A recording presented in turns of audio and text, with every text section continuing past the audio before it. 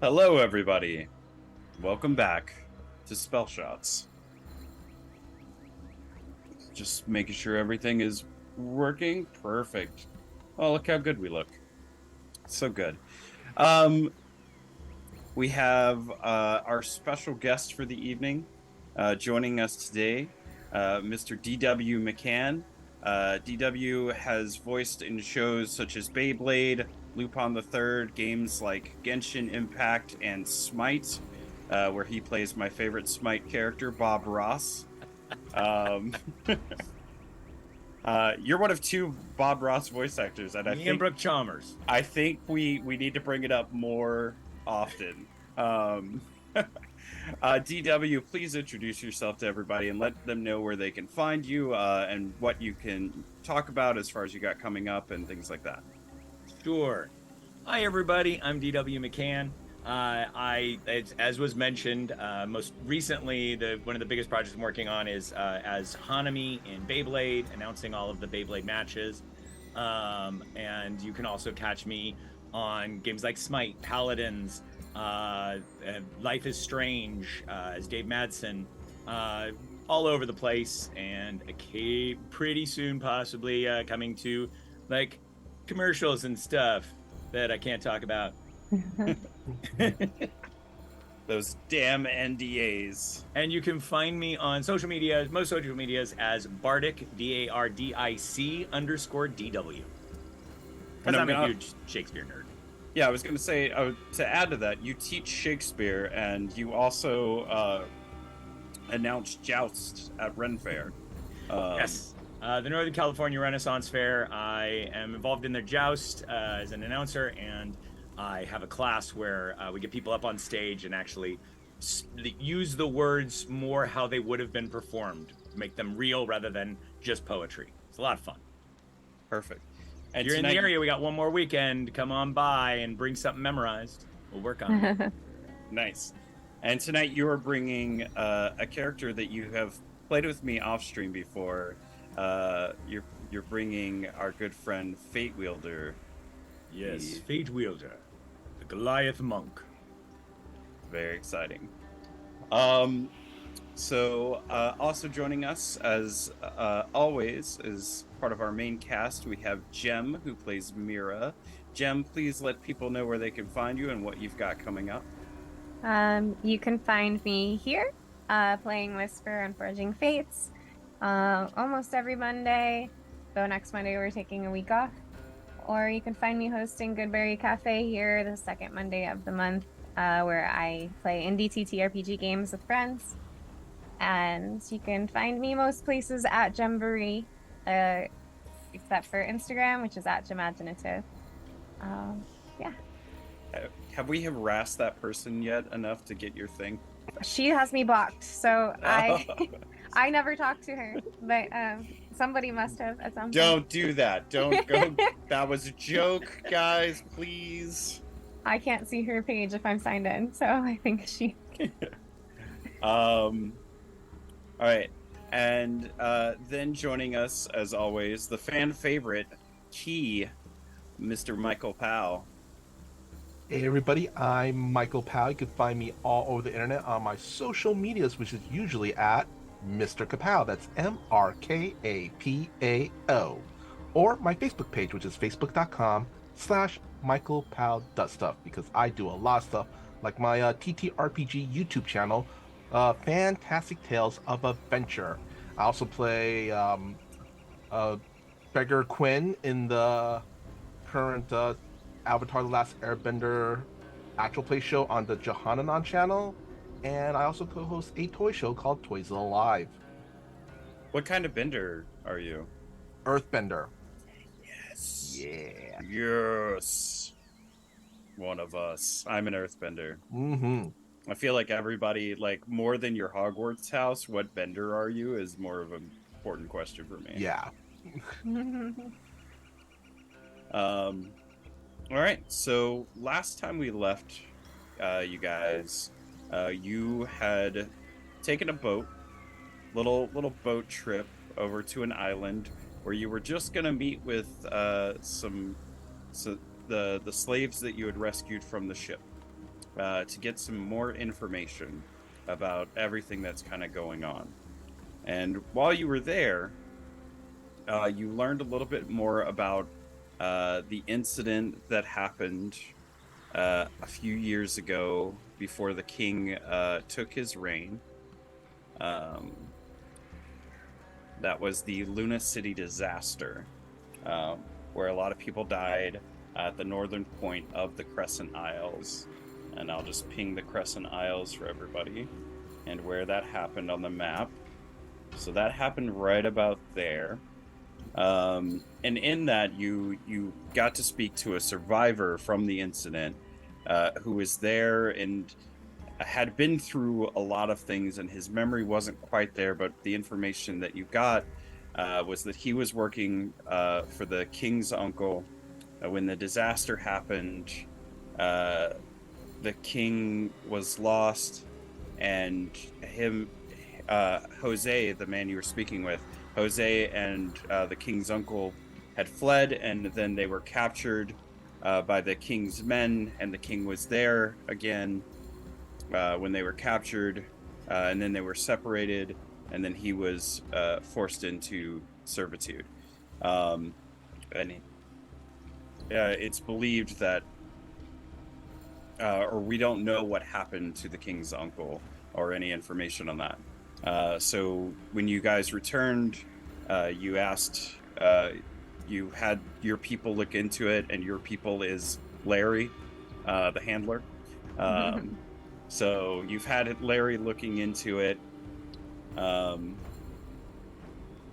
yeah, you also fought some men in strange robes who had some symbols on them. Then you wanted that researched as well, so you could find out who they were and what they were doing and why they were trying to stop all of this. And they had a weird spider symbol on them. You acquired a spider ring, a magic spider ring. Lets you do anything a spider can.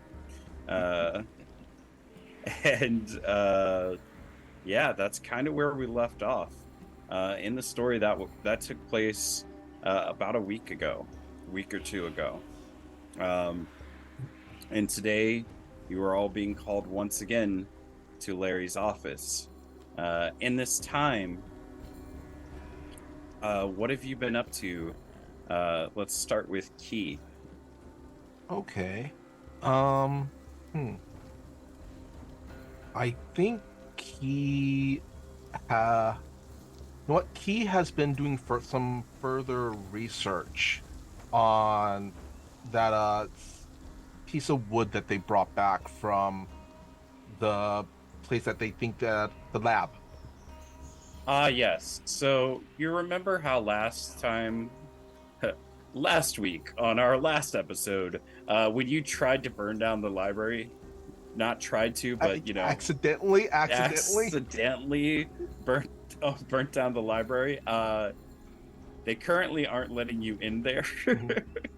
And you did receive a note about that. Do you remember that note?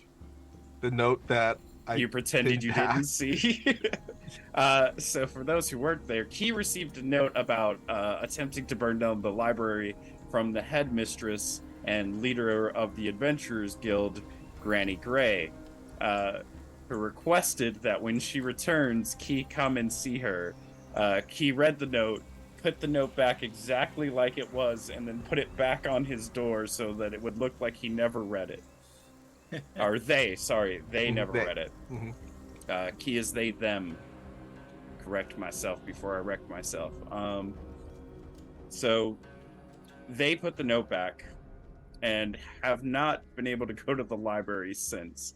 And I'm assuming have not gone to see Granny Gray yet. No. Okay.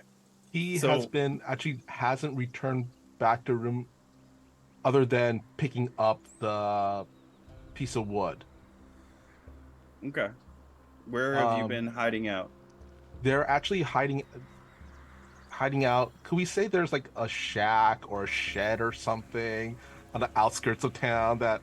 Well, you bring that up. There is Junox Junction, where where our guest Fate Wielder has been staying, and Okay. also Oh. that's where Mira has her hair Mira's salon. mirror. Mira's mirror. So you could be hiding out, avoiding the consequences of your actions We'll say that's at what he's been Junox doing. Junction. You would not be the first to use Junox Junction to do this. So, and Junox himself makes lovely food all the time, especially sandwiches. The sandwiches are very good. So you've been hiding out on the farm. Fate Wielder, last time you were out and about with your character, and this was an off-stream thing, you guys fought your way through a snowy place, and then you got yelled at by a giant, and then you kind of got out of there, and you have been kind of chilling at the farm since. What have you been up to? Actually, one of the last things we did was we had a conundrum of, well, the best way to put it would be a philosophical debate of how you make a deal with a fae without making a deal with a fae. And Yes. I have been in the meditation trying to determine what the proper actions are to take in a time to not take action, or what action. It is very high philosophy, and I have only been coming out of my room for meals and training. Got it. In the time that you've been at the farm, you did notice that a new resident has shown up, and they opened up a salon, or a hair cutting place. I'm not sure how familiar Fate Wielder is with the whole salon idea. Fate Wielder is bald. Okay. So you won't be coming over. Well, she does I feel beards. a brief description of Fate Wielder is probably due. Fate Wielder is 7'4", often seen with a hood up and a mask that seems to resemble somewhat of a skull. His posture is that of, I would say, lurch. The mask, you can't quite tell what material. Could be stone, could be bone, could be wood, but it kind of seems to be some meld of the three. And when you see him walking around in normal monk's robes with the hand wraps, and that's pretty much the visual you get. His purplish gray skin with the tattoos done in red. However, if you've ever been there for the sandwiches, he has then taken his hood off and takes off his mask to a very, very polite smile and a very jovial nature.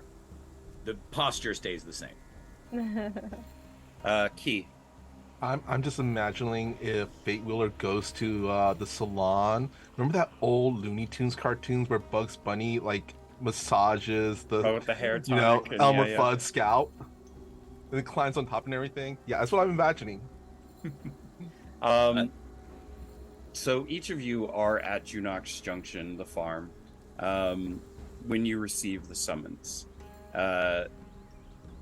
Mira, you receive a summons, and you're told to bring Key with you, if you can.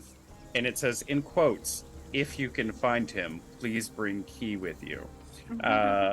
And Fate Wielder, you, who are also a member of Larry's roster, receives a similar summons to come to Larry's office.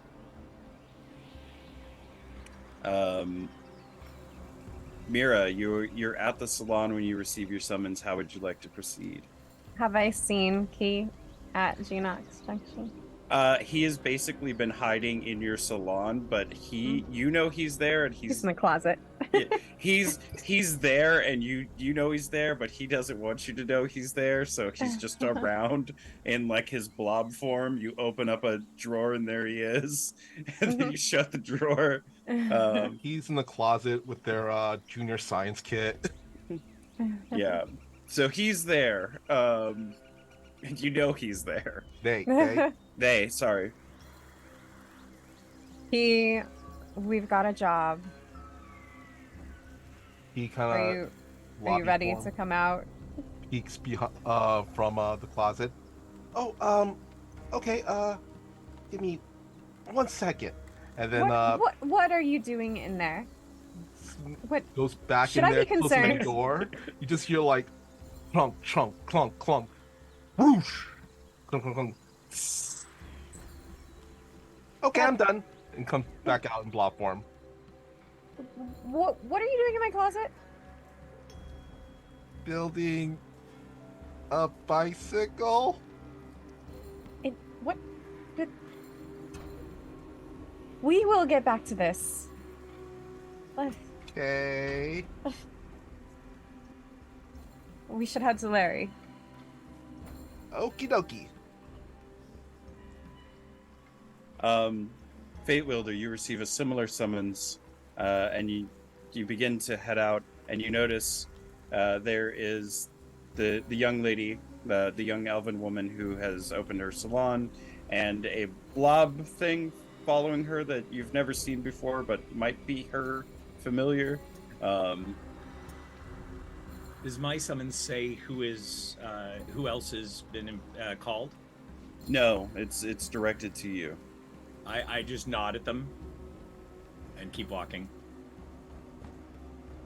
So there is a cart waiting for the three of you. I let them on first. What Fate Wheeler sees is kind of a lime green, kind of maybe a tad shade darker ooze blob that's about halfling height. And if you take a closer look at them, within their body looks like random things floating and drifting in and out of sight, like a half-eaten sandwich, a breastplate armor, some lock picks, a folded up piece of paper, backpack, and what looks to be kind of a pale red nucleus. And also has what looks to be kind of a smiley face, as if a child doodled it. And Mira, what do you look like as you enter the stagecoach? Yeah, so Mira's a young elven woman. She's got caramel brownish skin, long curly brown hair. She's pretty. She's a smoke show. She's pretty hot. She's big brown eyes. She's very curvy.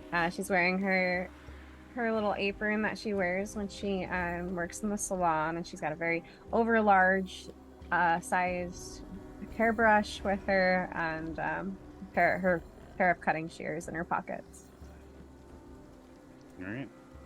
And with that, you each enter the stagecoach and begin your trip to Glassagian and the Adventurers Guild, so you can meet your handler, Larry. Feel free to make conversation along the trip. When everybody gets onto the carriage, wagon, whatever it is, he kind of reaches into them and kind of pulls out that floating note, unfolds it, and goes, and looking at a Fate Wielder, goes, hello, big type person. My name is Key, D grade artificer, wealth redistribution specialist, and seeker of adventure. It is a pleasure to meet you. I hope we get along. If lost, please return to Master Lock in GRN at 827 South Sampow Way by the kebab stand. Turn left at the second date tree, and if you see the tea shop, you've gone too far. Fate Wielder seems to be committing the instructions to memory. It is a pleasure to meet you as well. I am called Fate Wielder. That's a heavy name there. We all have our callings. I'm Mira. Are you headed back to the city as well? I'm guessing. I believe we have all been called to Larry. Oh, you work with Larry too. I have at times. What do you think about him? I have yet to form a full opinion. Yeah, he seems. I question his competence a little bit.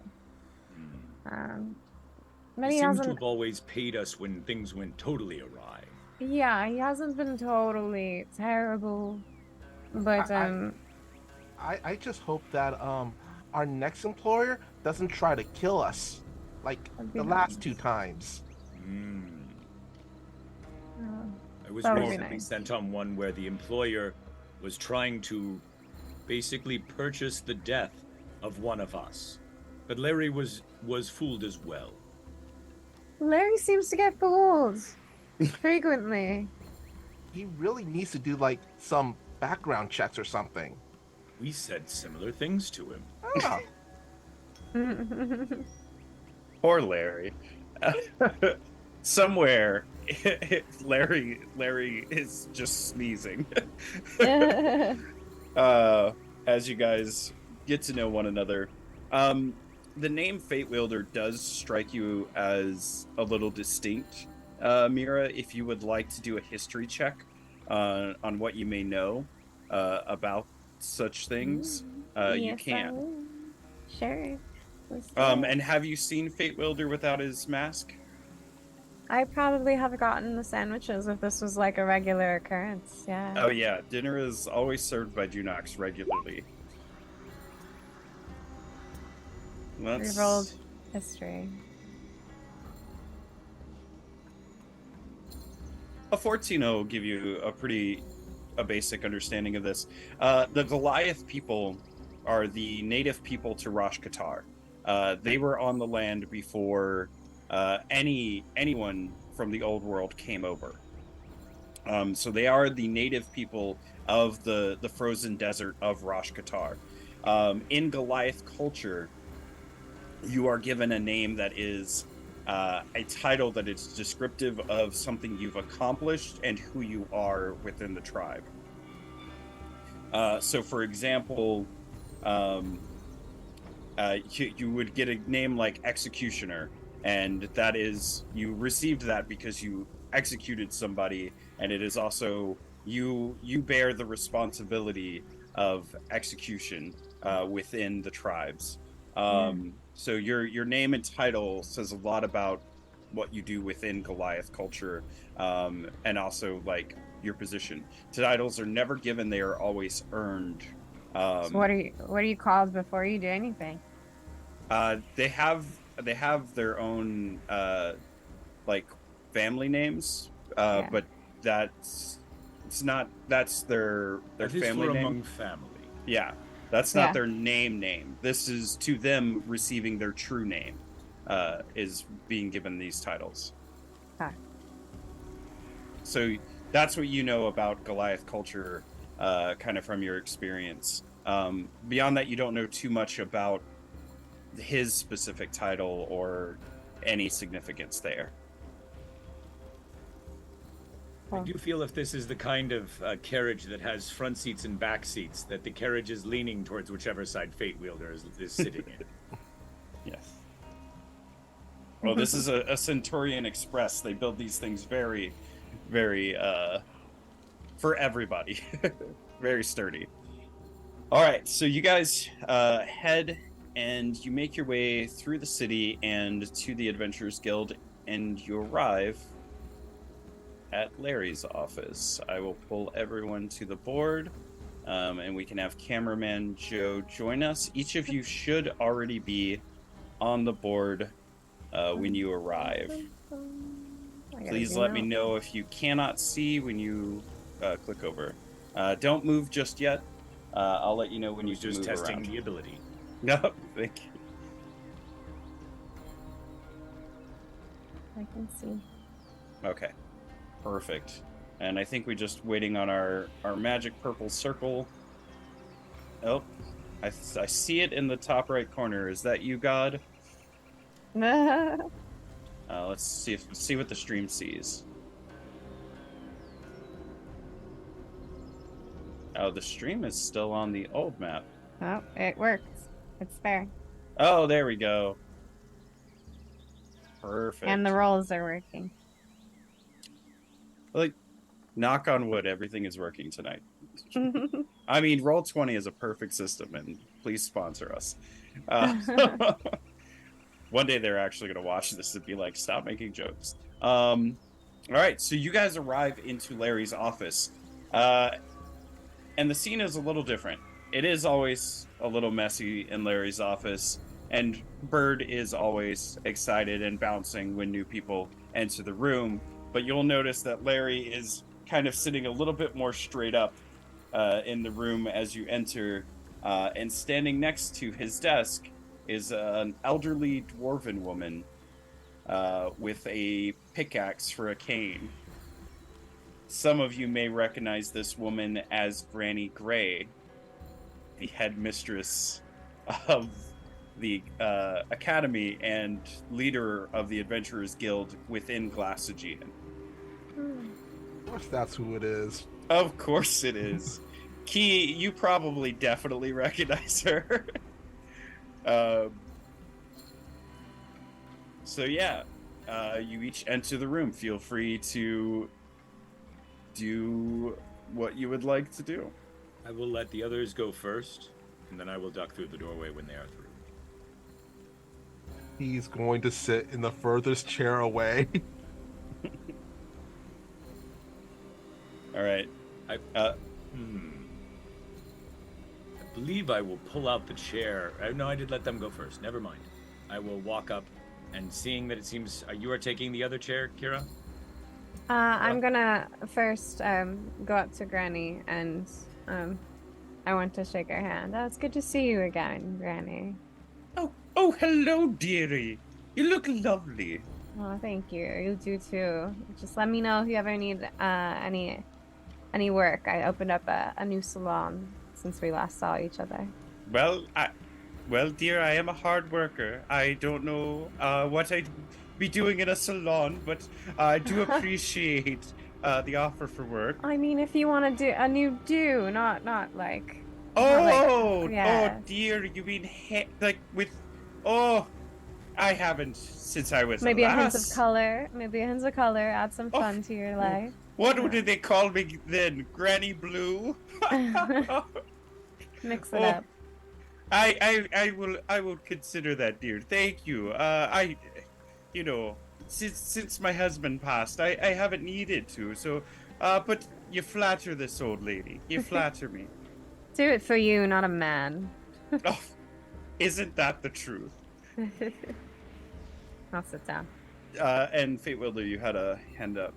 Well, I was going to see if she would make room for me to take the outer chair and give her the middle, but it seems she has already sat down. Okay. So there will be that moment of awkward where he goes to take the chair. And walks to the center chair and looks back and forth and takes the center chair. Key. Yeah, Key's gonna kind of just shyly kind of peek past Fate Wielder and just kind of gives a little shy, tentative hello wave at Granny. So as you do this, like, you're looking right at her, and it's not enough time for you to even blink, and she is suddenly behind you. Oh. And she goes, "Oh, Key dear, there you are. Hi, Granny. How have you been?" Oh, I've been okay. Just, working on projects and stuff, and Oh yes, Yeah. I heard Yeah. that you were working on projects and stuff. yeah. Dear, did you receive my letter? Oh no, I No. haven't been back in my room since our trip to the island. Oh, you haven't been back to your special No, room been that I made just super for busy. you. No, I've been And- super busy. Yeah. Oh. Yeah. Oh, I see, dear. Yeah. Well, yes. Oh, I was just gonna say I've been super busy. Super busy. Yeah. I made a new lab in Mira's salon, and Oh, and did it you tell looks did you tell Mira what happened with the last lab? oh, I'm building a bike. Yeah, okay. So, dear. Key, sweet dear. We need to talk about the piece of wood you have. Oh, okay. Yeah, it's a piece Yeah. of wood. It has stuff written yeah. on it, and it's Oh. very, very strange. And And yeah, it almost burnt down our school. I remember. I've been told. just partially. A little singe. A Dear, little singe, yeah. dear, I need you to bring it by the office, and we're gonna have our specialist take a look at it. Oh, okay. All right. That sounds good. You're not in trouble, dear. Okay. You're not in trouble. Granny's not kicking you out. We need to find out what almost burnt down my couple centuries old library. Yeah. Well, speaking of which, we should also probably, take a look at Mira's hole. Dear, one thing at a time. One thing at a time, and I'm not a doctor. No, we put a crystal in it, and now it won't come out. Oh, yes, I did hear about that. Yeah. I got my wires crossed. Yes, we'll talk about that as well. And also, I got a question. Why does everybody seem to look at me funny when I say that? Oh. And Larry just kind of like looks down, kind of like blushingly, and he's just like, "Oh, kid, listen, we'll have that talk later. We will. We'll do birds and bees later. Everybody seems to tell me that, but they never end up telling me what that is. Oh, yeah. I'm going to have a stern conversation with Locke about not explaining this to you. We'll talk about it later. Okay.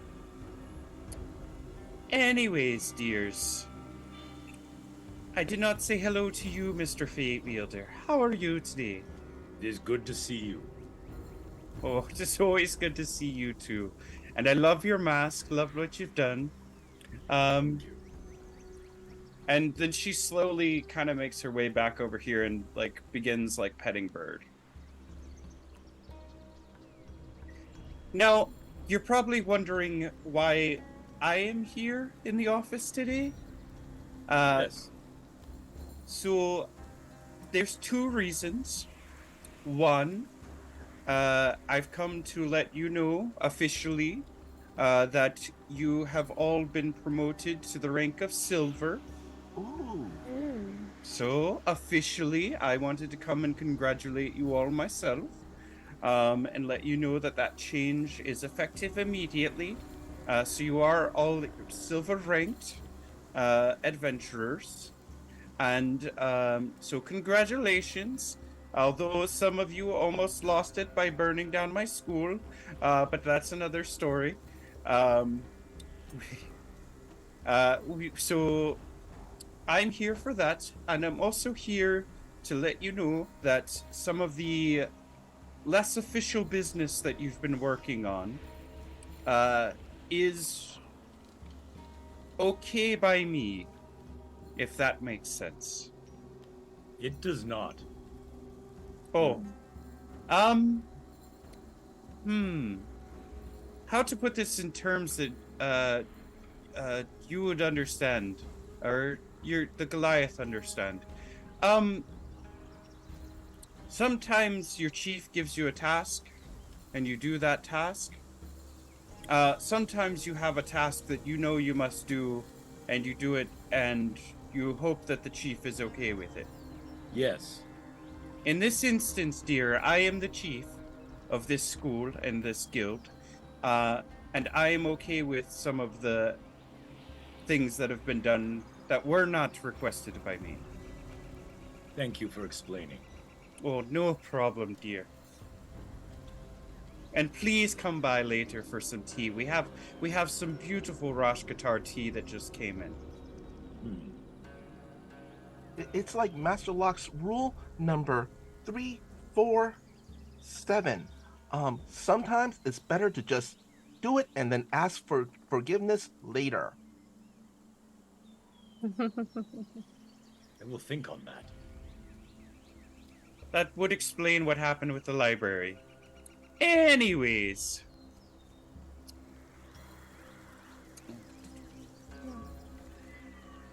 Oh, sorry. I'm just trying to see if the stream has a delay because I moved Granny Gray on our side, but she's not moved on the stream.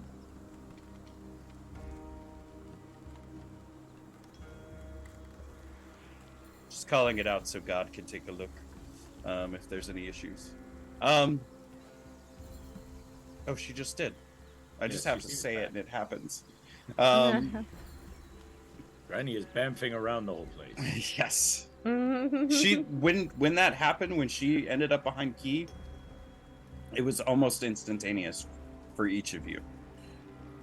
So Larry sits up and he goes, anyways, so because of recent activities and things that you're doing, Granny has agreed to allow certain jobs to come through, and us just kind of overlook a little bit of the legality of them.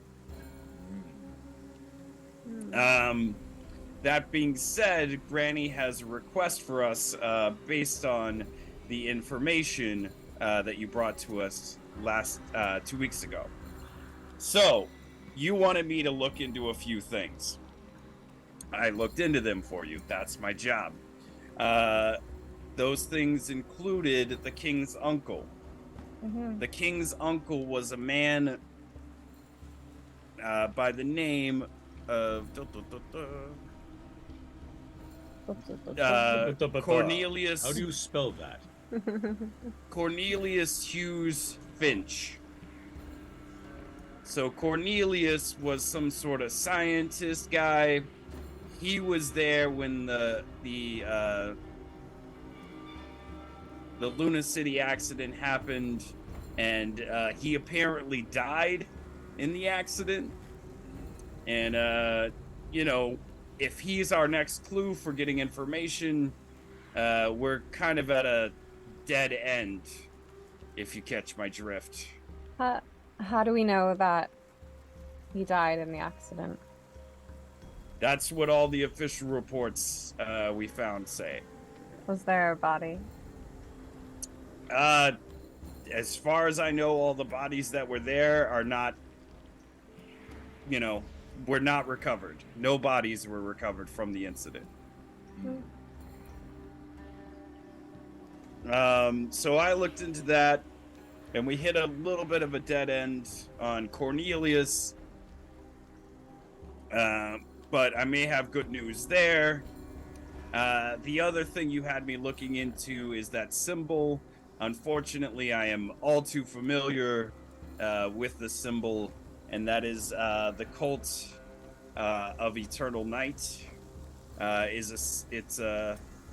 Let's call them an erratic religious group that has been very active in the last couple years. Yes. Are they what Master Locks call kooks? Hey, yes, I would 100% agree that they're what I would call kooks. But they are, you know, this cult that believes in going back to the time of the you know, when the sun was dead and there was only nighttime, and returning the world to, you know, that lovely predicament, because they believe that's the natural state. Anyways, there are a bunch of kooks, to use Key's colorful language, and they've been actively bumping up against some of our adventurers recently, including our friend Augustus Thatch, the historian, who you may be familiar with. They also tend to collect occult items and are very interested in the mysterious and the occult and the things of long ago, blah, blah, blah, occult stuff, you know. So that's who tried to kill you guys and kill Jose and Cho Lien. But back to our good friend Cornelius. So Cornelius is dead. He's the only one who has a clue as to what is going on. So we've asked our good friend Fate Wielder here to come along and help you commune with Cornelius. Now, normally something like this is really difficult, but we've come up with a solution, and Granny will tell you more. And I look forward to knowing how I can help. Granny looks over and she says, "Oh dear, thank you. So communing with the dead is a little bit difficult. Look, son knows I've tried to call my husband many times. He never picks up. But during certain times, the veil is thin, and one of those is the Volcrine Moon Festival. For those of you who are not familiar, the Volcrine is the wolf god of death, and his temples are few and far in between. At these temples, though, during the full moon, given someone with a deep connection to life and death, you can perform a ritual to commune with a certain soul. I Our have plan, a decent connection with life and death. aye, that you do, dear, and that's why we asked for you. I see so- now. Yes. So Fate Wielders, Fate Wielders, not clan, what do you call a group of monks?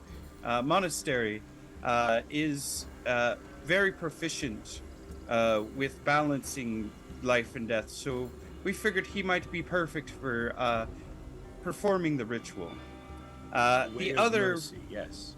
yes, and we also brought, we asked for Mira to come because the temple we located is familiar to her. There's a temple of Volcrine that was shut down many years ago near the town of Bass City.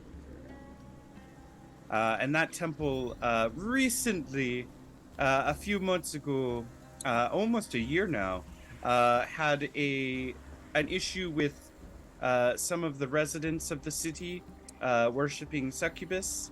And it caused a whole lot of drama in good old Bass City. But a group of Larry's adventurers actually went and slayed the succubus.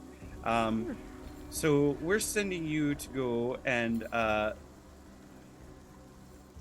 go to the temple and perform the ritual to summon the soul of Cornelius Hughes Finch and ask him about what happened. And Okay. we're sure that he'll pick up. No, dear. Again, the dead are fickle, but it's an option that we have, so we might as well try to explore it. And you lot seemed like the best bunch to send, and I needed an excuse to talk to Key.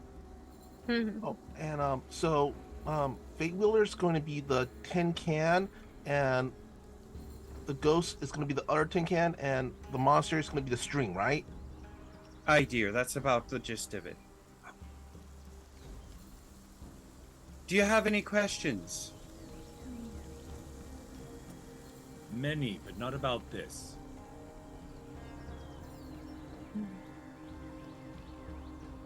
Will we need Now, to get our own tin cans? Fate Wielder's your tin can, dear. So make sure Fate Wielder is safe. This is an official mission, so I will be paying you for this, Okay. regardless of the outcome. Okay. Is this festival a festival of celebration, or is it more of a mournful festival, or like what's the vibe? What should we pack? Well, unfortunately, it's not really a festival as it used to be. It used to be a great celebration where people would go to door handing out treats and presents to one another. often Eaton wearing. bought me fancy robes recently. Oh yes, well you can wear those. But people would often wear the mask of the Volcrine and celebrate. But after, well, let's say the incident with the sun, there have been less worshippers of the Volcrine, and his position and temple has been in decline, which is why it was taken over a few months by the succubus. So unfortunately, not many people celebrate this event. Most people are afraid of the veil being thin and the god of death roaming around a little bit more freely.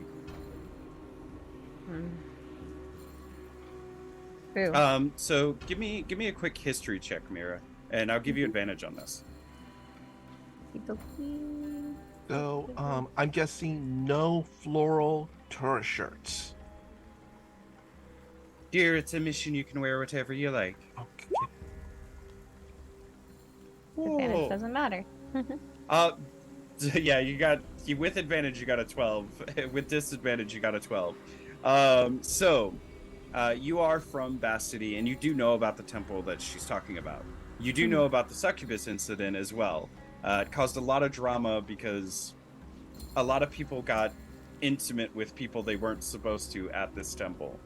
So it caused a lot of drama for you and the girls at the salon to talk about.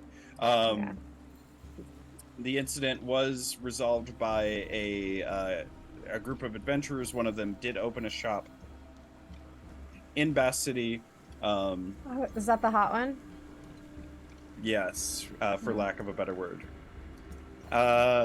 And then the other things you would know is that since you grew up in Bass City, as long as you've been alive, nobody has used the temple other than that one incident. It's been basically closed. It's like that old haunted house on the hill. People do not go there. The other thing you would know is, and kind of for everybody to know, the Volcrine is the god of death. It is a wolf that hunts life. In old lore, it chased the sun around the world endlessly until another god intervened and it actually caught and killed the sun. And then the sun was destroyed, and this entered the world into the time of eternal night. As punishment, the Volcrine was cast down and is still a god, but is sort of frowned upon in general. That was before the new sun was born, and which ended the cold ice age and the eternal night. This is a common story that most people just know. Whether they believe it or not is another thing. What else would you know there? The god that interfered and got the sun caught was a god called Rivatrox, who was a Kenku god that a god of trickery and tests, and he was punished more severely than the Volcrine, because the Volcrine was just doing its nature. So that's kind of what you know, but as far as you know, nobody other than the people who went there during the succubus incident have been in the temple. It's just kind of been a closed area. All right.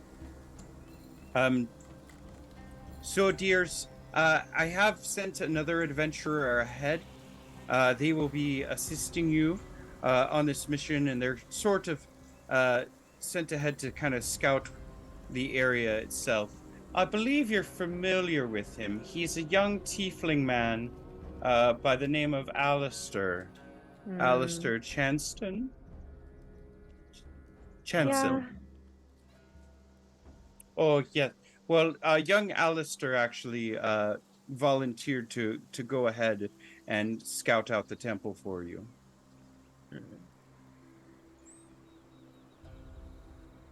By himself.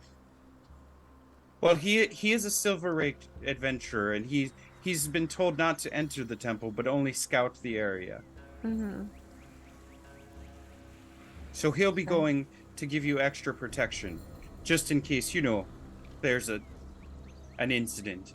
Oh yeah, because we're the ones who are gonna need extra protection in that case. That's usually the case. Hmm. I don't know. I remember Alistair being a little scaredy cat. Oh, well, I did not know that, but he's come a long way as a young caster, as an adventurer. I'm excited to see it then. I'll Per- believe it when I see it. Perfect. So do you have any questions before you head out now? What temple are we headed to? You're heading to the Temple of the Volcrine in Bass City. Oh, we're going to Bass City. Yes, dear. Oh. Which is why we were hoping you would be along for this, since you're familiar with the city. Yeah, sounds great. Can't wait. Oh, well, say hi to your parents for me. Um, Yeah. any other Not questions? seem actually excited about this. No, I don't really want to go back to Bass City. Ah, sarcasm. Yes. Yes, Key. Can I roll maybe history or something to find out the local food specialty of Bass City? You can absolutely Yeah. try. Uh, Yeah, where is history? It may surprise you. I hope 21's good enough. Oh my god. So, they don't just call it Bass City. Uh, they also fish there. It is a fishing town. Jesus, at 21. What can I tell you about Mira's hometown that you don't already know? So Bass City is a very small town. It is not a city at all. There are maybe 10, 15 buildings of note within the entire town.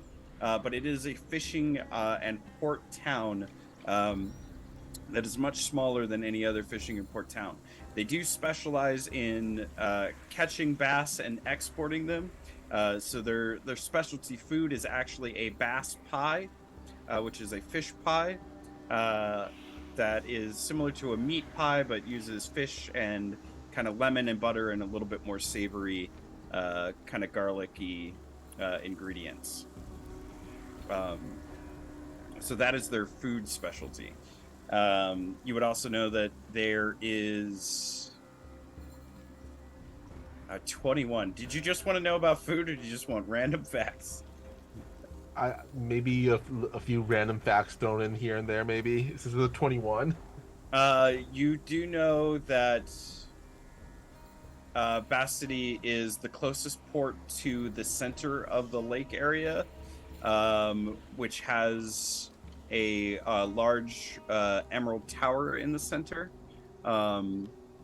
It is an elven tower that is sacred, and only certain elves are allowed to go there. And often they travel through Bass City to get to that tower.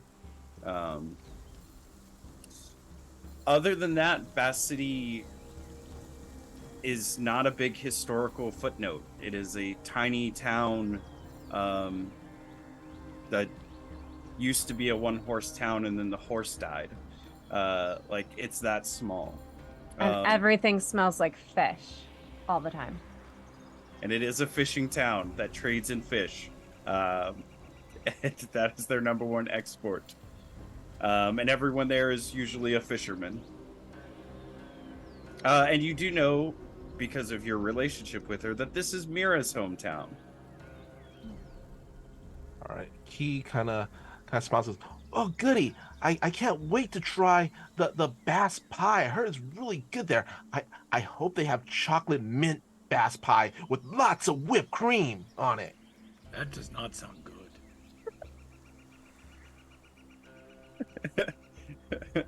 Oh, this is a good combo. Fate Wielder and Key.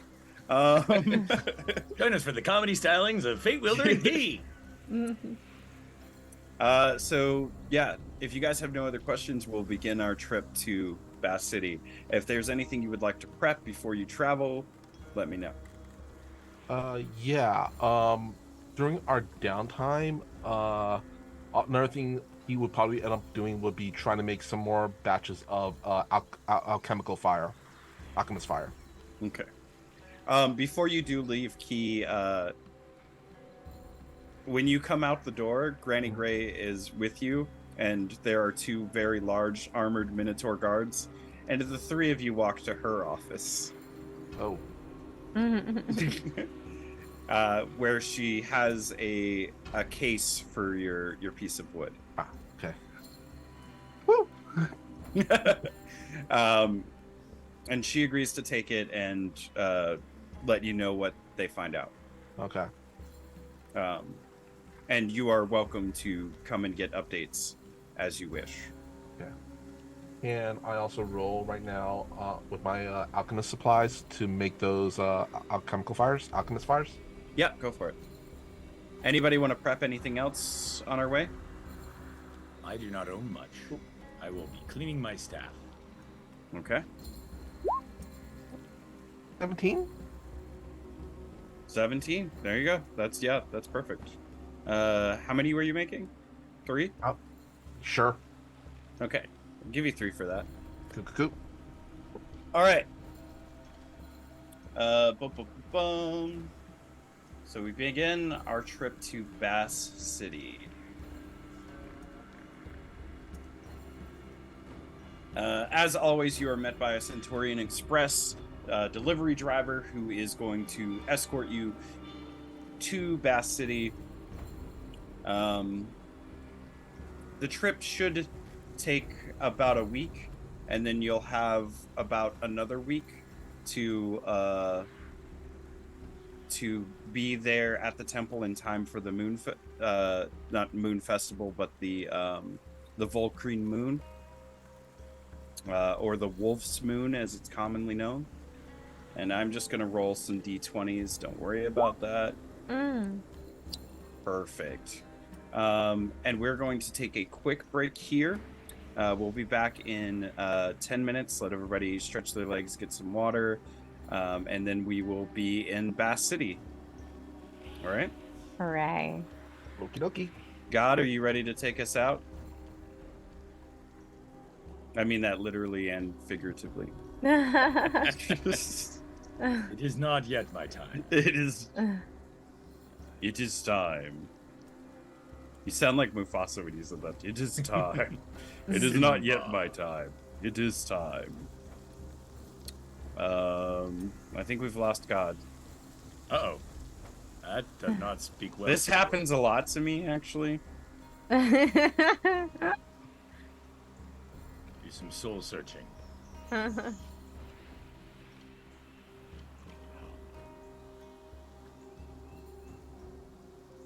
have a feeling there will be many discussions about food between Key and Fate Wielder. Mm-hmm. And how?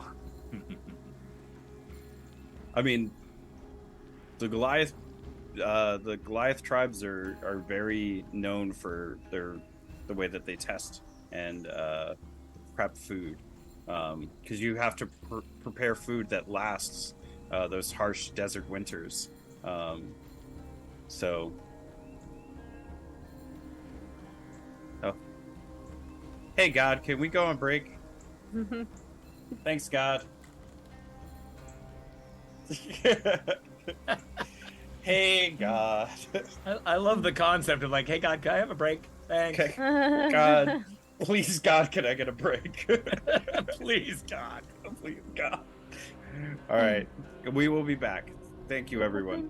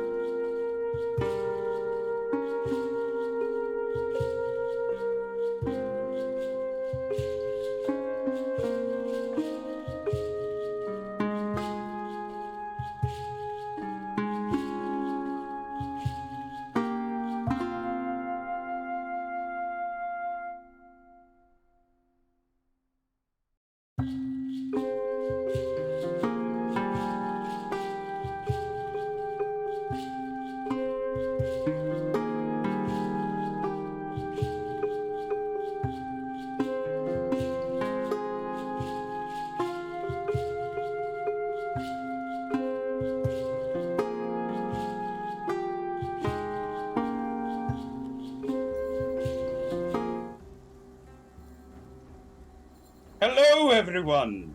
It is I, the Great Kazoo. I'm back. Welcome back to SpellShots.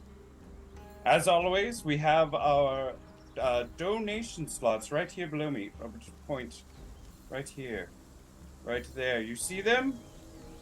You can donate tonight to help support the stream. For $5, let's look at our prices on our menu here. For $5, you can give inspiration to any player or the DM. And then for $10, you can give a hat of vermin. We still have those. Still, Jeromy, very lazy, did not change it out. So the hat is still there, Jeromy. Anyways, and then we have $10 chat healer. You can heal anybody for $10. You can save a life, save a child in the arms of the angels. Chat healer for $10. It gives them the effects of a potion of healing. For $15, you can give somebody the feat lucky. This allows them to re-roll any roll that they would like. Yes, Jeromy. Fool. And for lucky. And then for $20, a random gift of the mallard. Those have been fun so far. Those have been Mira's Hole, who I'm sure you've heard about. And we got Terrence the Imp was a gift as well.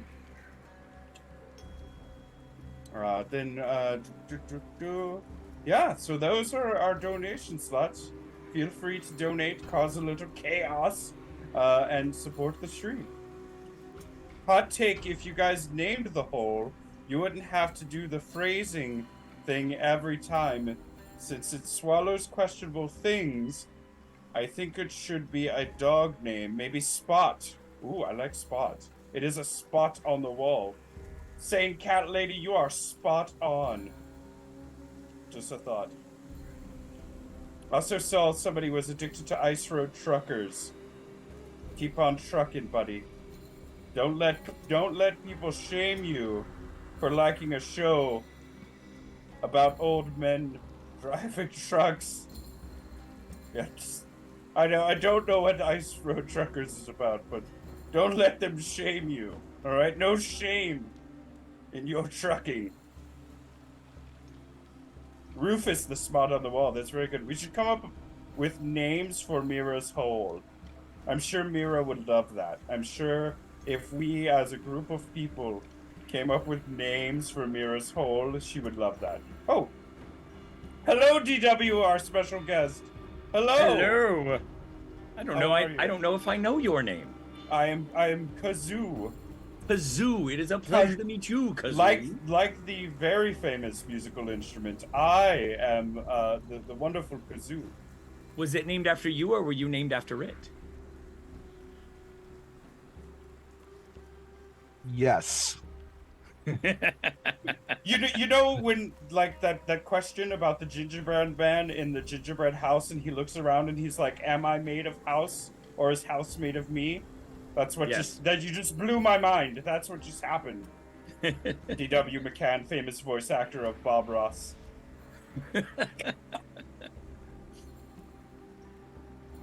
Rufus, the spot on the wall. Yes. So, Mira, welcome back. The chat is definitely not trying to name your hole.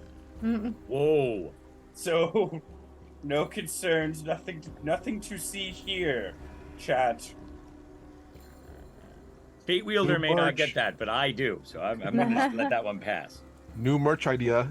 No. For Maybe. 4 easy payments of $9.99, you too can have your own Mira's Hole. Ooh, if one side was a mirror, that would be genius. Marketing, get on it. Anyways, I've got to go. Please donate support at Max and Sam's shop. I work there. They pay me. And I come in and do these little promos. Bye, everyone. And that was Kazoo, our shopkeeper. Well, not shopkeeper. He just works at the Max and Sam's store. We'll get into his lore another time. Jeebus. All right. Prequel episode. The origins of Kazoo. For those who don't know, D&D does have a Muppet race and class. It's not official, but it is a thing. White shirt, mirror, circle front, black hole in the back. Comic Sans above says Mira's hole. Wow.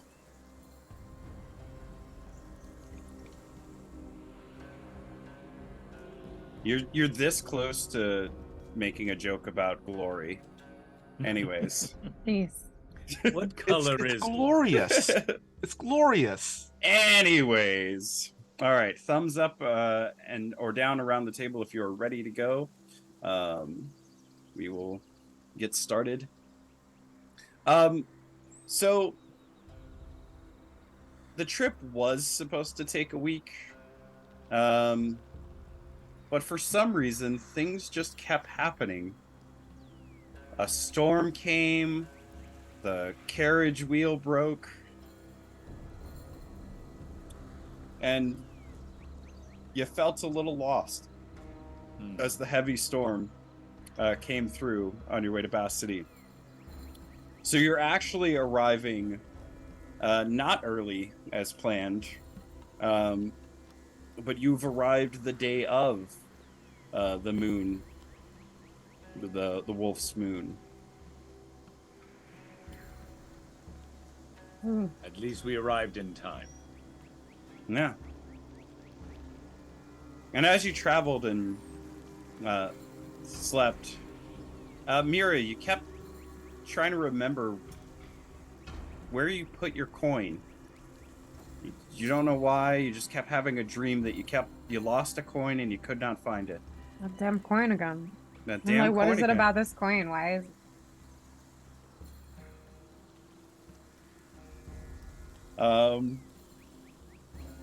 But yeah, that happens on your trip, and you do arrive, unfortunately, a little late to the plan, with just enough time to get into the city before nightfall. It's about mid-afternoon as you arrive into Bass City, and you're expected to go to the temple that night. Oh Must no, have it looks straight like we have to go straight to the temple. Oh, Well, but you've- I want to try that bass pie, the chocolate mint with No the extra time. whipped cream. That is a great way to celebrate our victory. Oh, okay, that's a good idea. Can't wait. So you do arrive at the city with maybe a few hours to spare before the sun sets. What would you like to do?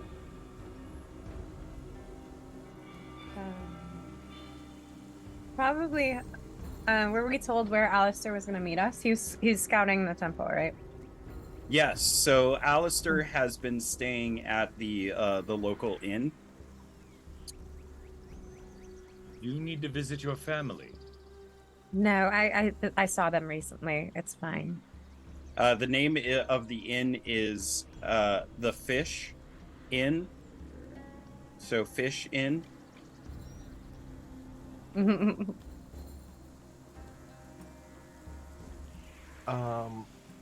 During our travel here, you said that actually took a little longer than we expected, right? Yeah, you were supposed to. It was only supposed to take a week, but it actually took you almost 2 weeks, with all of the unexpected travel issues. I was wondering if during that 2 weeks, then can I use my alchemist supplies again to try to make some antitoxins? Give me a roll at disadvantage. Okay.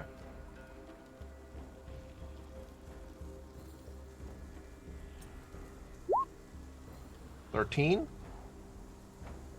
I'm gonna say you make 1. Okay. And the others, you think they're antitoxins. I have an herbalism kit. I can offer help if that in any way affects his rolls. Not for this, unfortunately. All right.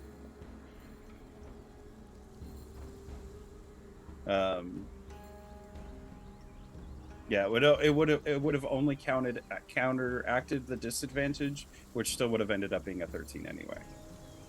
Understood. All right. So, anybody want to do anything in Bass City? As you arrived at Bass City, let me describe the city. So you arrive. It is even in the mid-afternoon. There seems to be a little bit of a fog about. There are people shuffling about, and there are a very few buildings. From the hill that you come down on, you can see where Bass City starts and where it ends. You can see clear across the entire town. As you arrive at the small town, village almost, there is no guards. There's no kind of watch about. There's just, normal people going about their day, shopping. There are markets that are selling fish. And then there are markets that are selling other fish. And then there are markets that sell fishing supplies as you travel through the town towards the inn. Give me a perception check, everybody.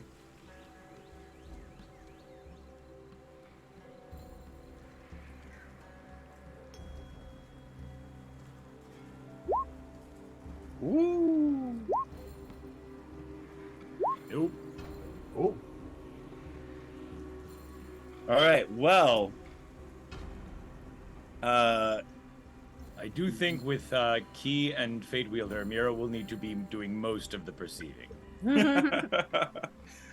not the most perceptive, those two. We were busy in a conversation about this bass pie. So the Mira, you got a 20, not a nat 20, but you got it. You earned it. Dirty 20. Let's see. You know Bass City probably way better than you'd like to admit. You grew up here. You've been on these streets. What little streets they are. And you know that it's usually foggy this time around, this time of the year, so it's not a big issue. There's not usually any guards, but you do notice that there is, and nobody else kind of notices this, there is, appears to be some people moving around the city itself, kind of stealthily.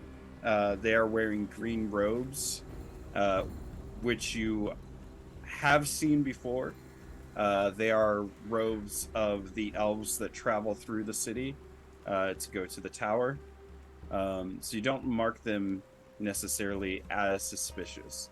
Another thing you notice is that people are noticing you guys and kind of like waving about, especially to you, who they know, familiar faces. You don't quite see your parents. You don't see you don't see your boyfriend, and the girls are not currently out in the town as you travel through. But you do see a lot of familiar faces, and like, oh, you've grown so big! Look at you, big adventure girl in the city. You get a lot of that, and like, people bring you over a pie. You could probably guess what kind of pie it is. And just a general kind of warm welcome. The town seems to be in a little bit better state than when you left initially, because that was right after the succubus incident, and a lot of people were on edge. Things seem to have calmed down. There are no boarded up windows like there were before. It seems to be kind of how you remember it in your childhood. Very carefree, very fish focused. My favorite. Yeah. The pie does seem very fish forward. Would you like it? It is good. I think this place smells fantastic. Oh, well, you are more than welcome to stay here. You guys do partake in the fish pie. It is actually quite lovely, despite Mira's protest. It is like if somebody had cooked garlic cream butter salmon and then just stuffed it in a flaky crust. And it's got vegetables in it as well, similar to like a shepherd's pie, and like bok choy broccoli style, and little bits of carrots in there as well.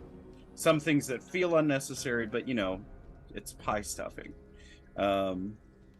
So that is the famous Bass City pie. But you could see maybe not wanting to eat it every single day for the rest of your life. Yeah, I don't eat this pie. This Anymore. would go great with some chocolate syrup, some caramel bits, and extra whipped cream. Do you even have taste buds? Having taken off the mask, I was smiling until Key mentions all of those ingredients.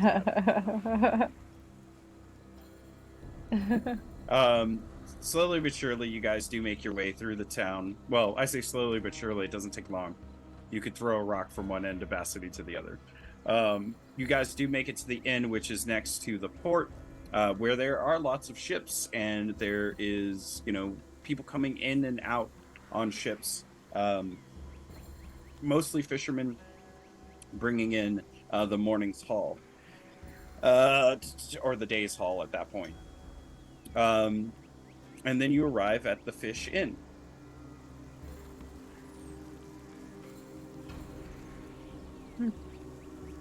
As you enter the inn, there are very few people, mostly fishermen, who have caught and sold for the day, and they're drinking. Mira, who has been there before, you recognize a lot of people who might as well put their name on a stool because they're at that same stool every time you go in. And then in sitting kind of on the bar with a small group around him, you do notice a handsome tiefling with white hair and little black glasses, who seems to be regaling a crowd in front of him. And they're all laughing as you guys kind of enter.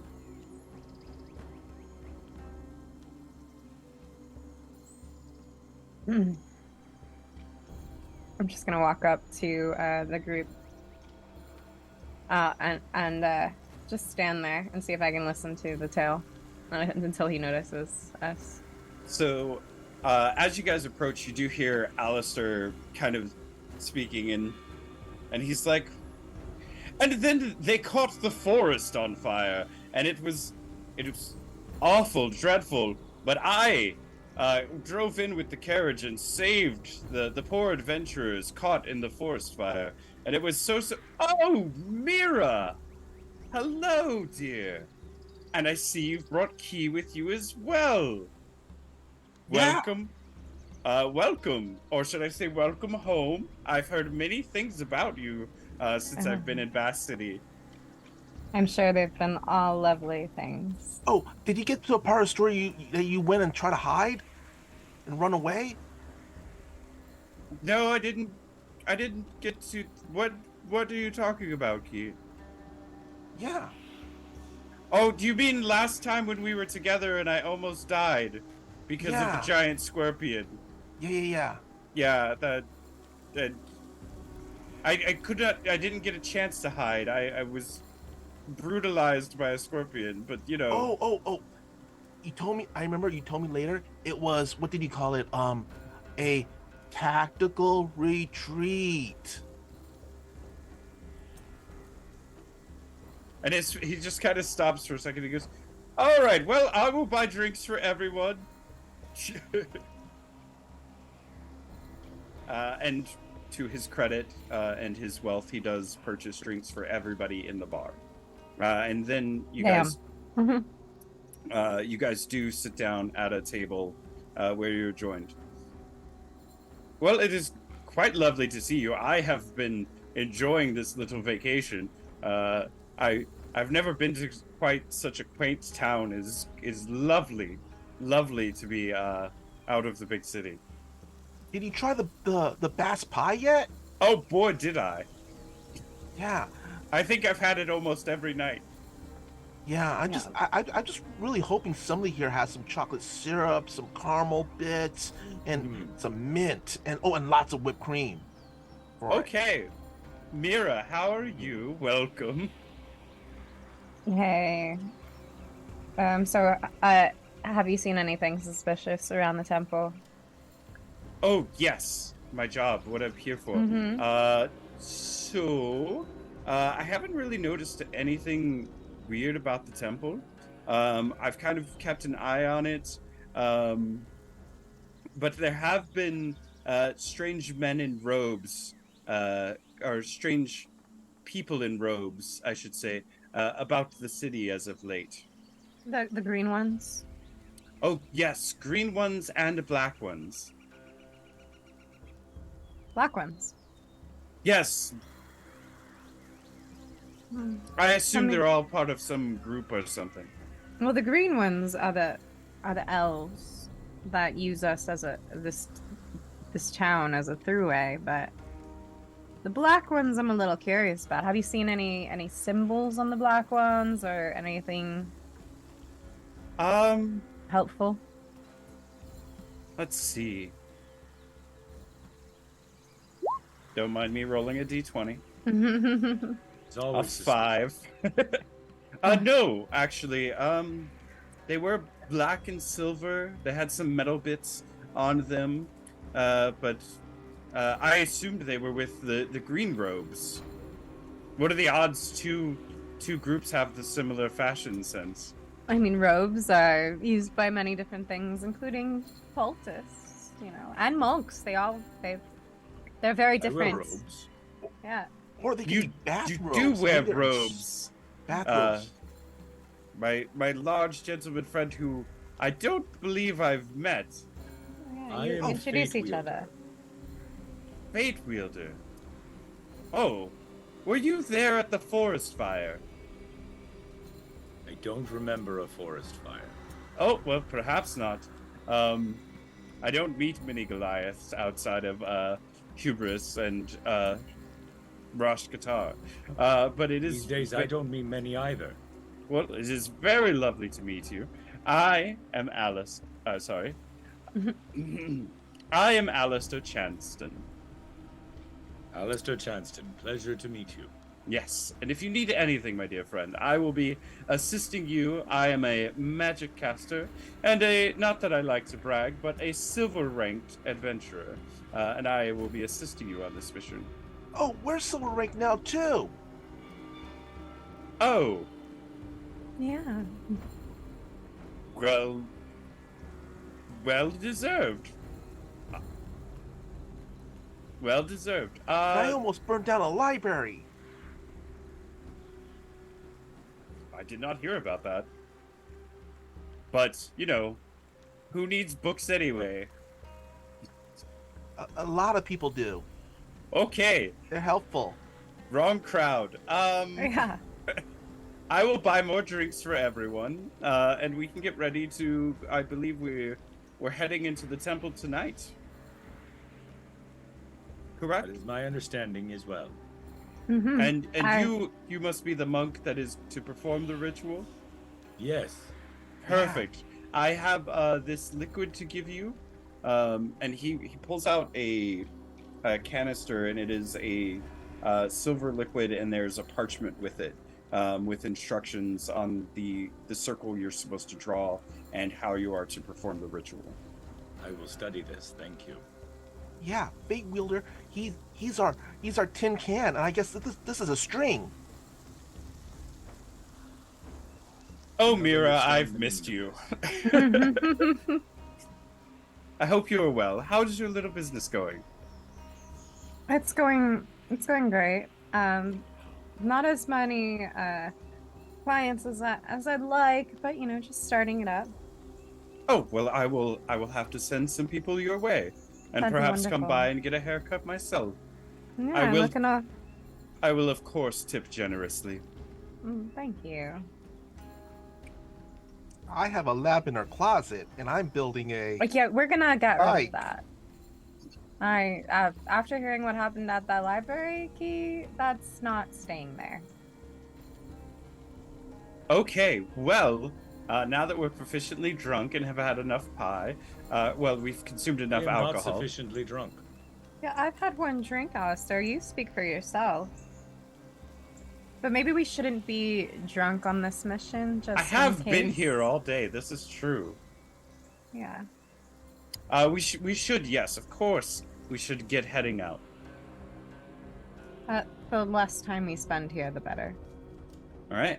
And with that, you each make your way. As you exit the tavern / inn, you do notice that the town is deathly quiet as the fog kind of rolls over the city, and it is nighttime, and above you is a full and beautiful moon.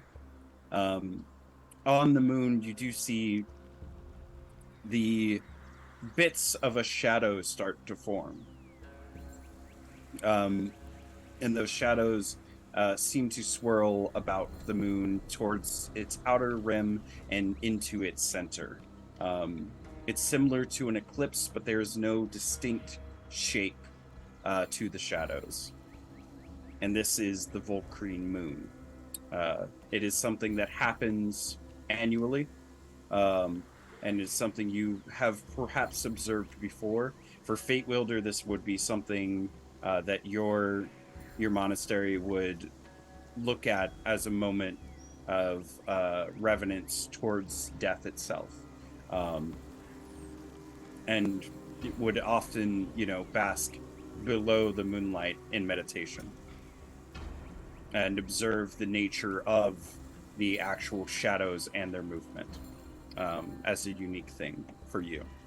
So the Volcrine moon, or the Wolf's moon, is in full effect as you make your way to the temple. Then we are going to arrive at the temple itself.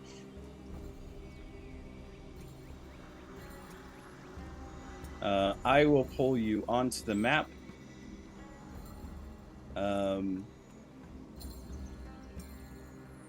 I was just about to say, cameraman Joe, right here would be perfect. All right. The temple itself is unguarded. The door is sealed, but you easily, with Fate Wielder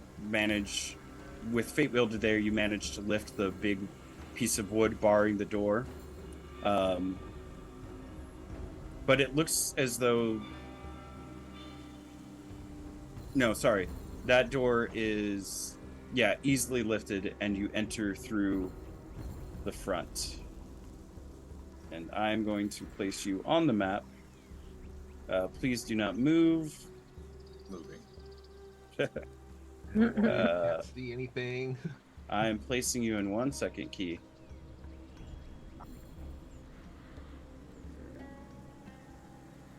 Yeah. Nice. So one by one, each of you enter the temple, and as the door opens, you notice that there is actually light inside the temple. Everybody, give me a perception check upon entering. Mm-hmm.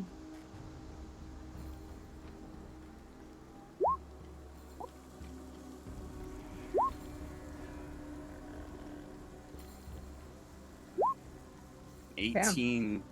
Whoa, Mira. Double dirty 20s. Let's go. All right. He has 20/20 perception. She has 20/20 perception. Yes. So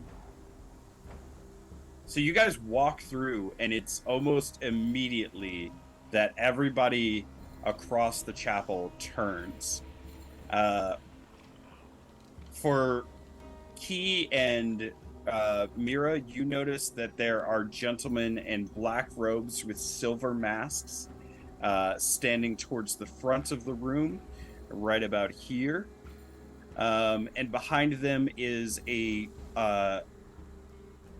looks like an older drow gentleman with long white hair, and he has black and silver robes as well. Mira, you distinctly notice that they all have that symbol of the cult, and specifically the one with the robes has silver spider webbing down the side of the design of the robe, and that spider symbol hanging around his neck. Okay. He is standing there, and then standing there with them,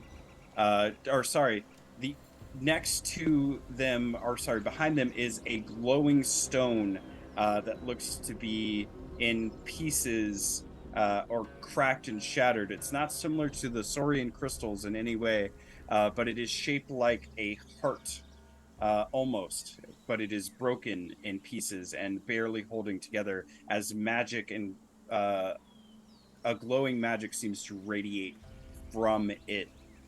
And standing next to the candles and the glowing stone, Mira, is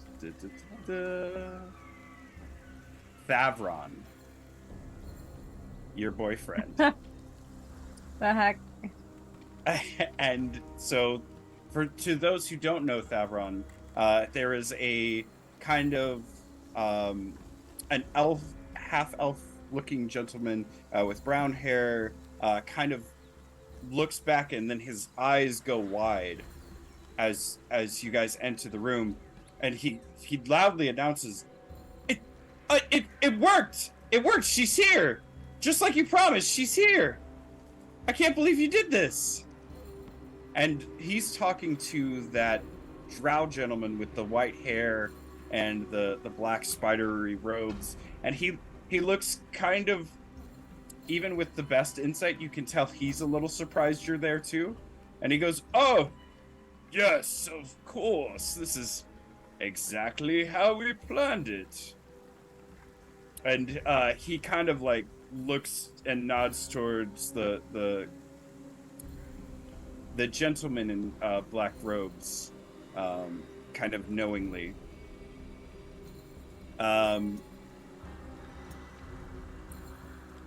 Does anybody want to do anything? Yes. He is going to reach into their head, pull out the note, and read their introduction note. Okay, does anybody want to do anything else? While that happens, I am going to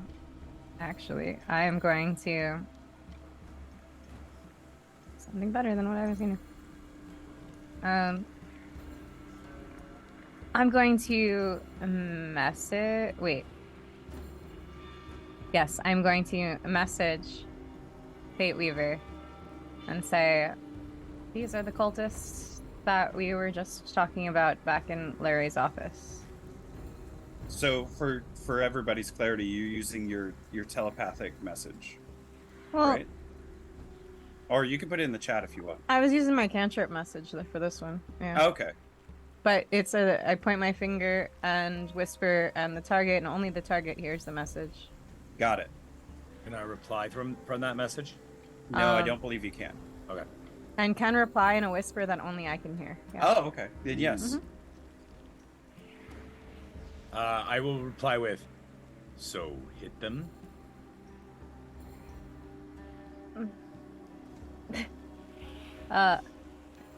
I message.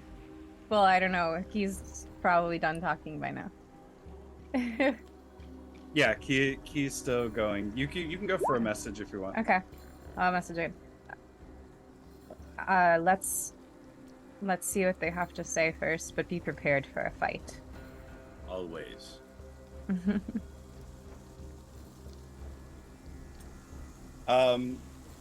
So they seem to kind of ignore Key, and this Because group he's low key. has started to slowly approach you. And you can kind of hear the drow gentleman in the spider robes go, "Oh, well, yes, you must still complete the ritual for everything to work."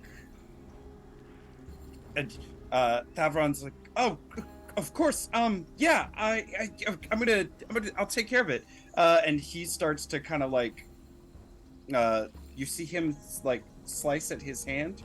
Thavron, what are you doing? And putting like blood into a cup at the base of the thing. I yell, Thavron, what are you? Yeah. So he turns around. He goes, "Oh, don't worry. It's a present. It's you know, it's a thing. There's I don't want to spoil it.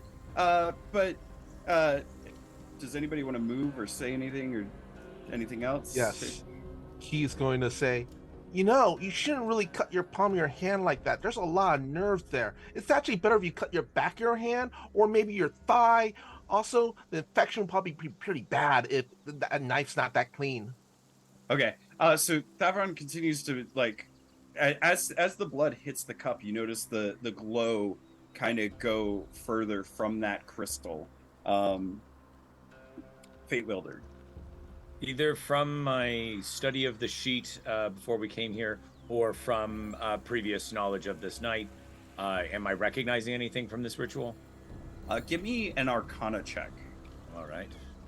And if anybody wants to also try to figure out what he's doing. And Yeah. I'm actually gonna cast Fate guidance on Wielder, myself no. first. I'll cast guidance on myself first, actually, Okay. and then cast Arcana.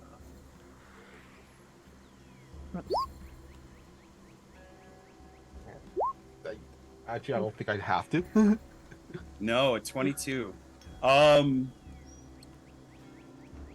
So the rest of you don't really recognize what is going on. Key, you could tell that this is pretty stereotypical of a summoning ritual. You've never seen a chalice quite like the one that is at the base, and even in your study of the Saurian crystals, you got a 22. I'll give it to you.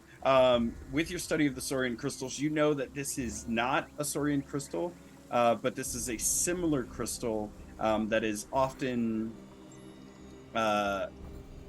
found in.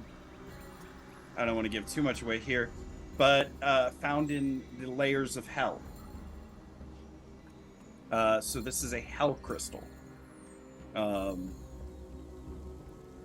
Specifically, you can't identify what it is because you're not an expert in that field, but you can tell that it is giving off a demonic aura, and that it is most likely a hell crystal, and you can tell that the crystal is fractured and being held together with the magic, but is not being held together very well. Oh, is that one of those hell crystals? Oh, are you guys doing a summoning? You know, I got some glue. I think I have some glue here. You probably get a better fix for it. Fate Wielder reaches for his staff and looks at Mira.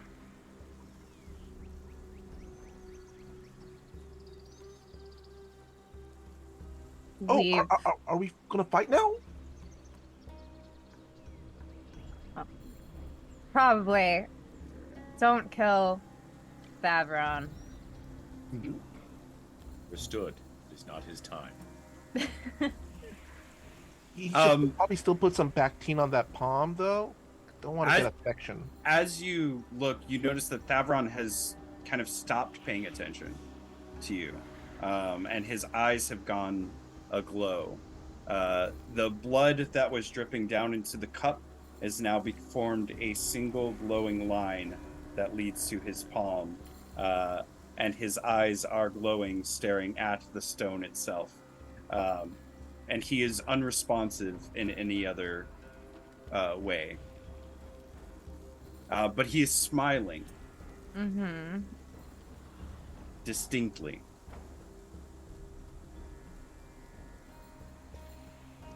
Can I move forward? Yeah. Feel free to move. Now, you can't move over or through those pews. Well, you can, but it'll affect your movement. But yeah, feel free to move as you please. False. Okay. Question. Could we take like quarter and half cover behind those pews? I would say those pews are probably quarter cover. Okay. Once you move, only move once, please. Yeah. Because then there's something I want to do, which is the reason why I moved this close. Mira, as you approach those gentlemen in the robes of no particular order, begin to draw their swords. Okay. Fate Wielder, you can move to that there. Yeah, you can move there safely. All right.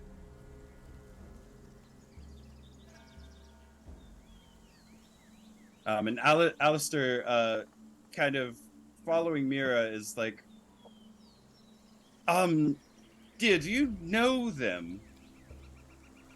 Friends of yours? Cultists. Cultists, Bad yes. cultists. But you called one of them by name? He is not, but he's just an idiot. Oh, an idiot. Is a friend of yours? Should we be rescuing your friend? Yes. Oh, okay. Should I be jealous? He jokes as he begins to prepare a spell on himself. As Fate Wielder walks between the three of them, he literally just slowly moves into position and starts taking a stance. Got it. I have a question. Go for it. That 22 I rolled about the Hell Crystal, do I know whether or not if it gets smashed, will it end the summoning? You can tell from your 22 that it is definitely a catalyst for whatever he is summoning, and the other catalyst is the young elf man or half elf man. So will it end the summoning or disrupt the ritual if I smash it? Possibly. Okay. Or it could explode. There's two options here. Okay. One, it explodes. Two, it ends the ritual. Actually, if it randomly explodes, burn down it a will. local library. If it explodes, it will end the ritual. So yes, to answer your question. Okay. But may also end us. That's a chance I'm willing to take. Mira. Yeah. So as I step forward, they start pulling out their swords. I grab my shears and do a flick and cast Mage Hand 30 feet in front of me, which should be right next to Thavron. Okay. I don't know if it would be the same turn, but I want the Mage Hand to try to grab the cup away from him. Okay. Yeah,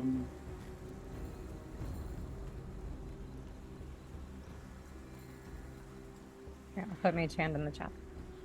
Got it. Yeah, let me see how this interaction would go down. Use it. 30 feet each time. Can't attack.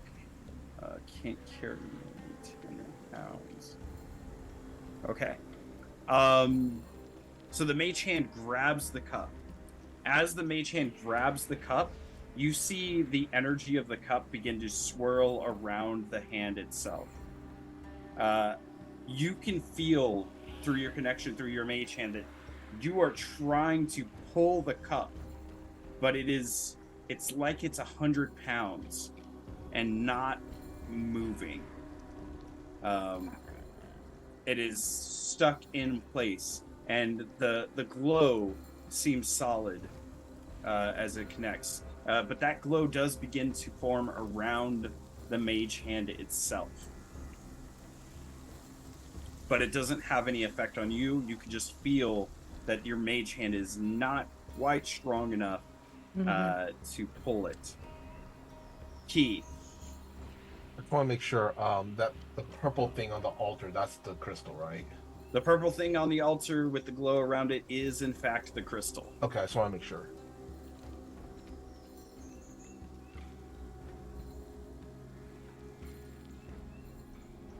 Oh, are we rolling initiatives now? Or do we get a free action?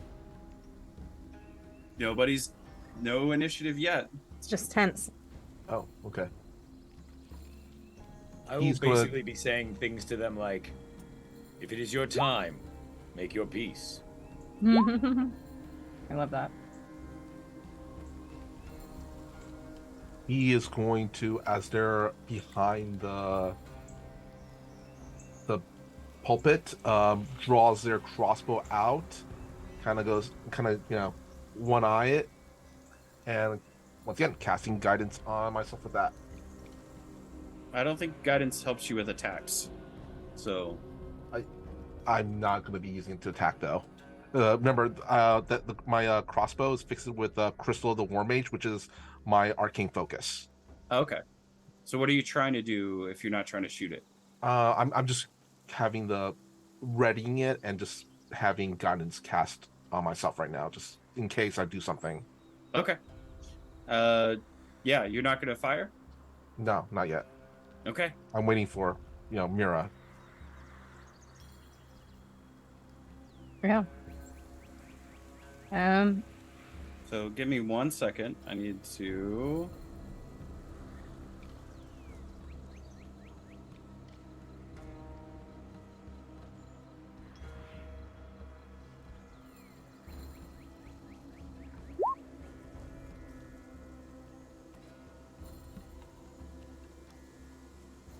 Okay.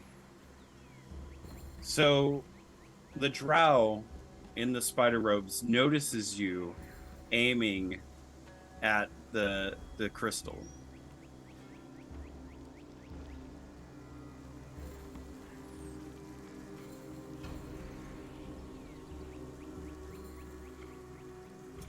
And he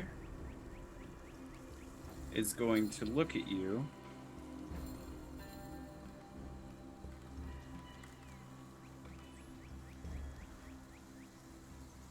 And cast suggestion. Ooh. So this is a DC 13 save. You need to roll.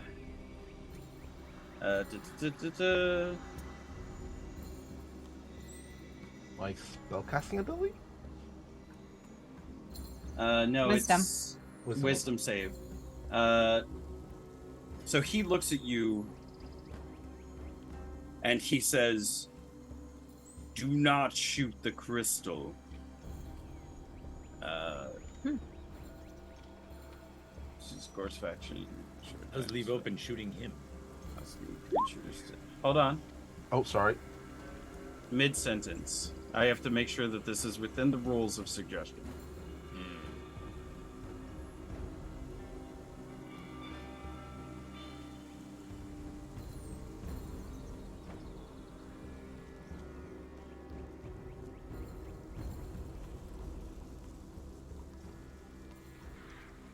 He says, "Do not shoot the crystal. Throw your crossbow to my feet."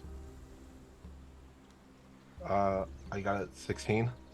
Okay, you make the save. He goes, no, I don't think so. Like, why would I do that? That's honestly, that's a pretty dumb idea. Mira. I go invisible. You go invisible? Yep. You just go invisible? Mm-hmm. Put it in the chat for me. I cast invisibility on myself. Touch creature its concentration up to 1 hour. Creature you touch becomes invisible until the spell ends. Anything the target is wearing, carrying invisible is line. Spell ends for a target. Attacks or cast a spell. When you cast this 3rd level higher, you can target 1 additional creature. All right. You are invisible. Before your eyes, Mira disappears. I'm taking that as a cue. I hit the first guy. Signal received. Signal Start received. punching. So roll for an attack.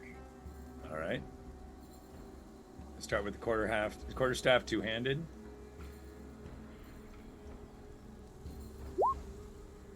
That's not probably gonna hit Oof. a 9, but I'm gonna follow it with a flurry of blows. Nice. Dope monk shit. 13 still like I need new dice. Can I get new dice, please? A 13 actually does hit. Oh, Where are hey. you hitting?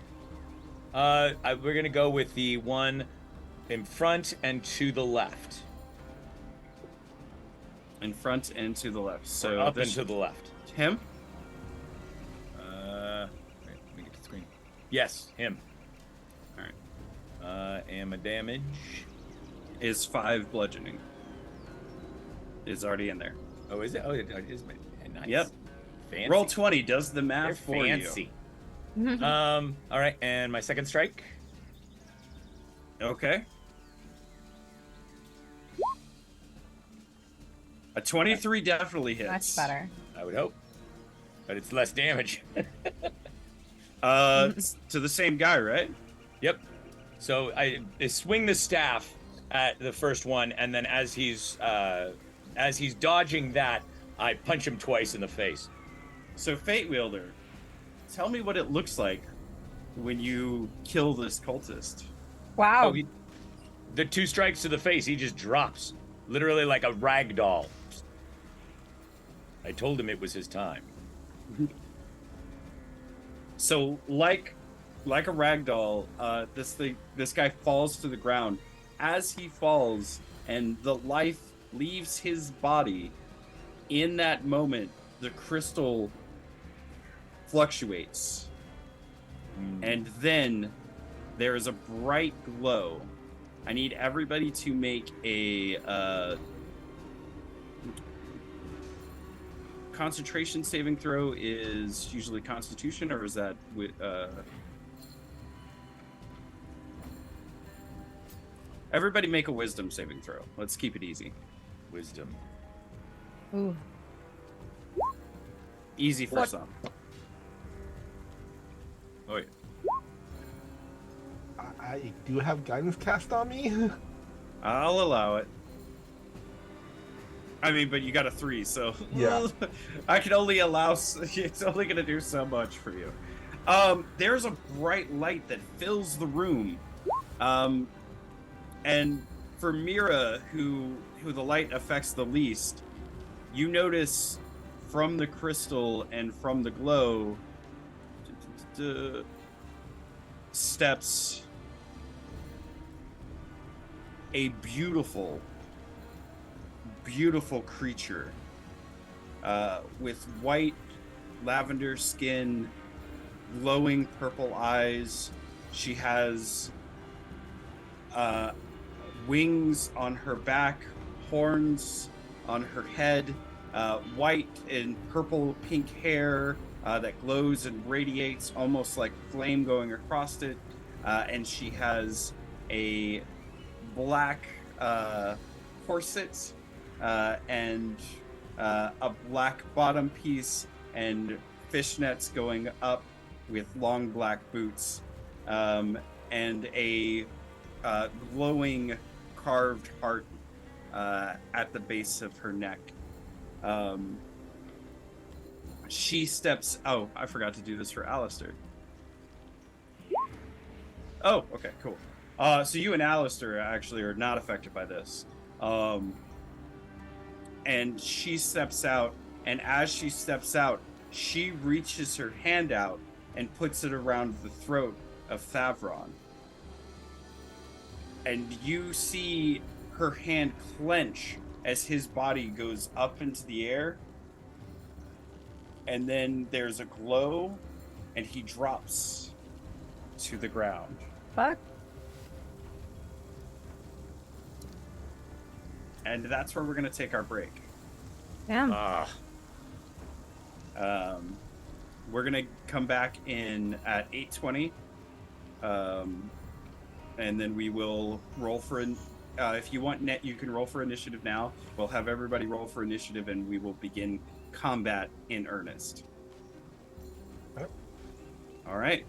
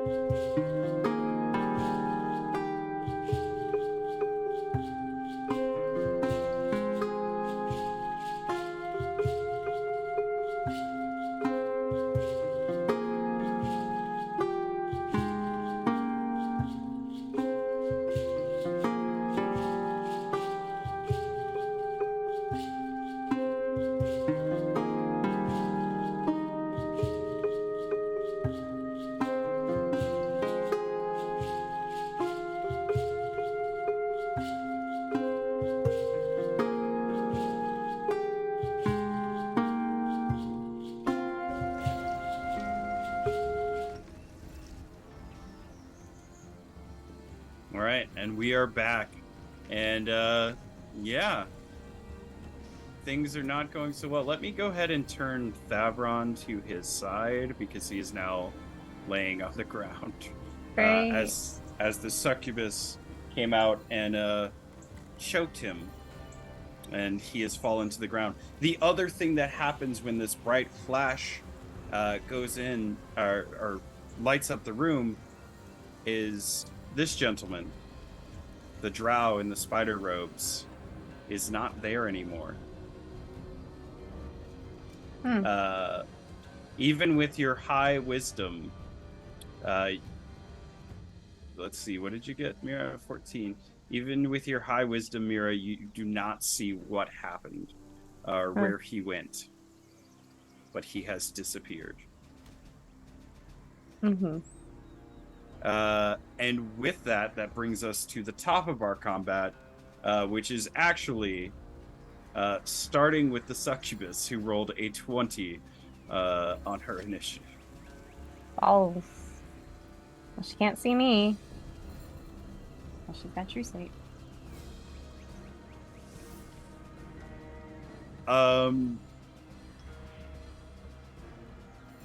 She is going to... Oh, sorry. As she sort of appears, Alistair goes, "Oh, well, she's lovely." And he kind of glances over at you, Mira, and he's like, "Oh, you've disappeared." Mm-hmm. He kind of looks around, but not as lovely as Mira. And she notices him looking, and she is going to cast Charm. Great. Also, when that happens, the spell he had prepped was Armor of Agathis, so he put Armor of Agathis on himself. Mm-hmm. Okay, Who's she so charming? she is charming Alistair. Isn't he farther than 30 feet? Something? Oh, is he? Mm-hmm.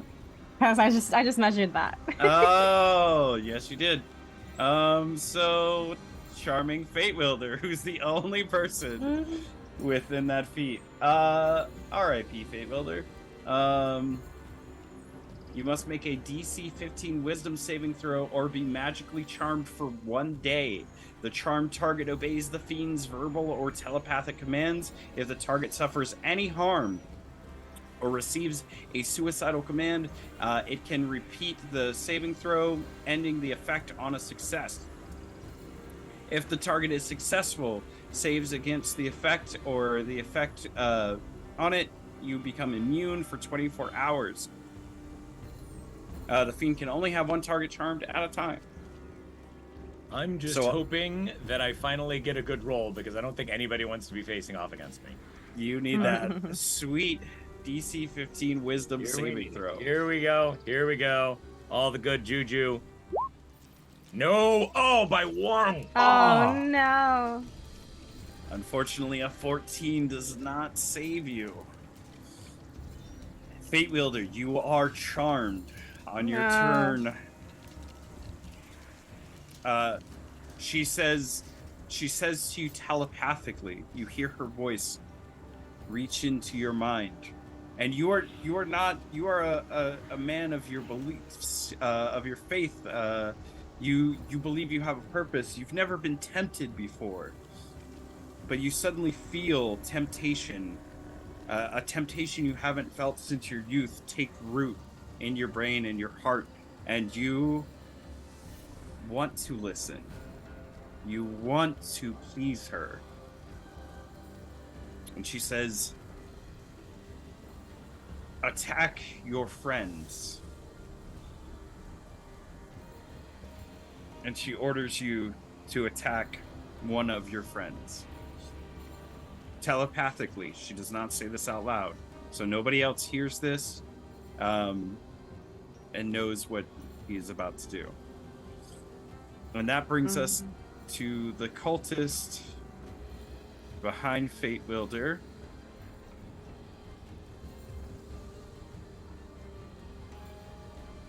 He is going to move... Oh, sorry. I do need the measuring. All right, so 20. And then, okay. He is going to move to Key to try to stop Key from shooting the crystal. So I have a question. Yes. I am charmed by the succubus, but not by her minions. So do I still get my attack of opportunity on them? Because that is not necessarily going against her order that she gave me. She did not say I could not hit them. I am to attack my friends, but attack of opportunity is slightly different.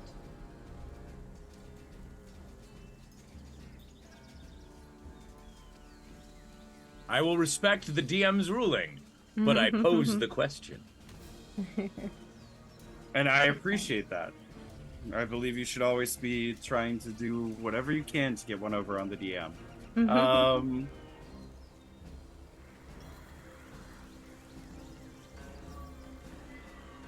I'm going to say, she said, attack your friends. I am going to say that you would view this command as attack only people you view as your friend. So you do not view this stranger as your friend. So, no, I'm going to say, in this instance, because of the wording. All right. You do not get the attack of opportunity. And he is going to take a swing at Key. He does a 6 hit. Nope. I didn't think it would. So he swings wildly, missing as he approaches you, slightly confused at the slime before him wielding a magic crossbow. And that's his turn. Mira, you are up, and Alistair is next. Key, you're going to be on deck after the cultist. Okay. And then we'll get to decide, see what fate has in store for Fate Builder. All right. I appear suddenly as I cast Mirror Image. Love Mirror Image. All right. Describe what that looks like as you reappear into the world and there are suddenly 4 of you. Yeah. I reappear and it looks as if though I'm like shifting through time with these prismatic forms of myself, all copying my movements as I stand there holding my cutting shears. But that's my turn because I don't have any bonus action and I don't want to move. Got it. That's fair. I wouldn't want to move either. That's going to bring us to Alistair. Alistair is going to take a shot at the cultist in front of Fate Wielder. Ooh. With a natural 20. And 10 total. Yeah. Fate Wielder, you see the cultist standing in front of you as you were turned to go walk towards your friends. And then suddenly there's a loud boom as glowing energy come from Alistair's hand, and he's just pointing in a direction like he's pointing a crossbow or a gun, and it just fires. And as it hits, you just see the body go limp on impact and then fly off into the pews like a rag doll from across the room. And that cultist is down.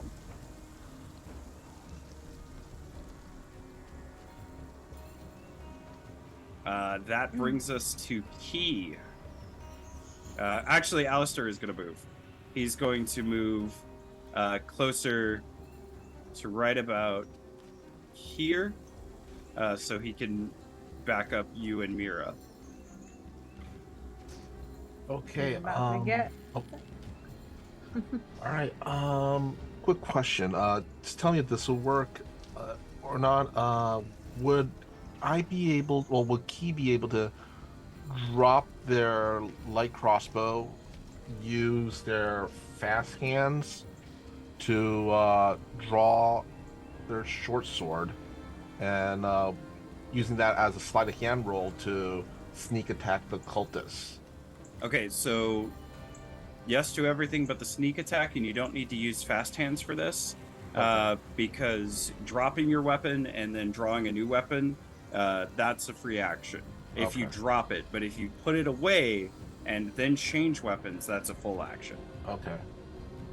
Do I still get my sneak attack though? No. No. Okay. Sneak attack only applies if you are sneaky, and he just took a swing at you, so he knows you're there. You do get, I think you get bonus damage on a crit still. And you can put sneak attack in the chat if you want me to double check. Yeah. Where is it? Where is it? Where's sneak attack? Oh, here it is.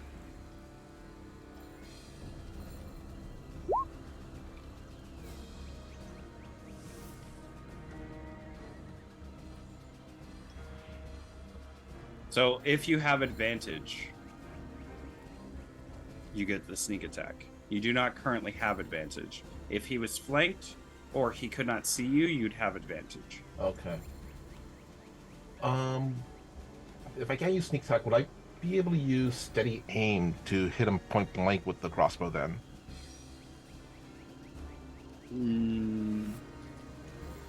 I don't think steady aim gives you advantage on point blank shots. Not without sharpshooter. I think it does. You can put it in the chat and I'll double check. Fate Wielder, go ahead and start thinking about what you're going to be doing on your turn. Well, I know exactly what I'm going to be doing on my turn. I think I know what you're going to do too, and I'm excited. It says, as bonus action, I can give myself advantage on my next attack roll then.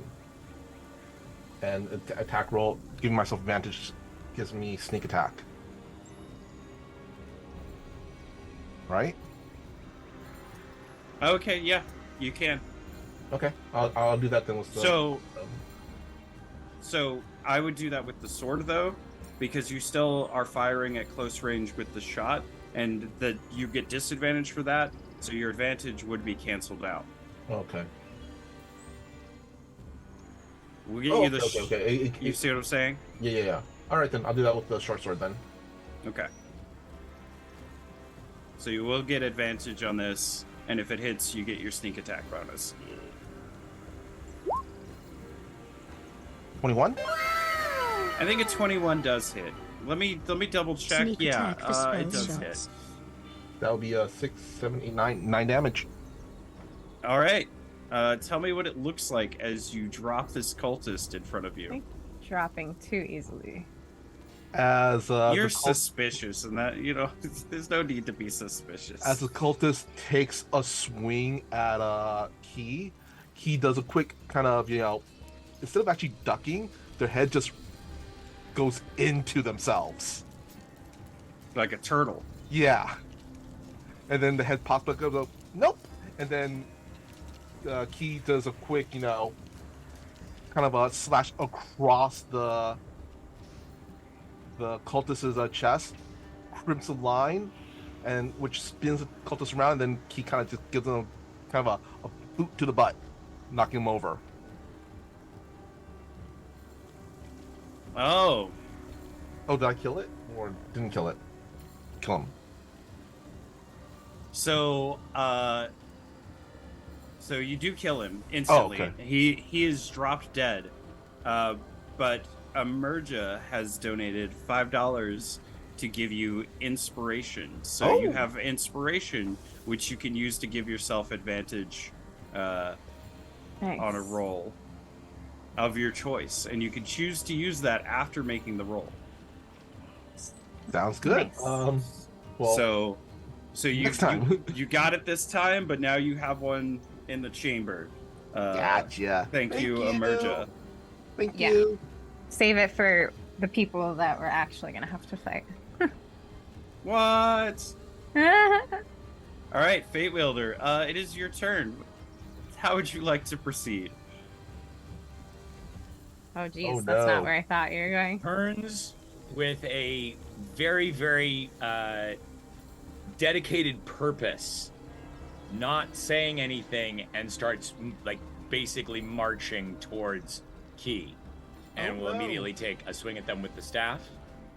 Now, can I note that I feel the reason you're doing this is because you feel like Key is your friend and Alistair is not?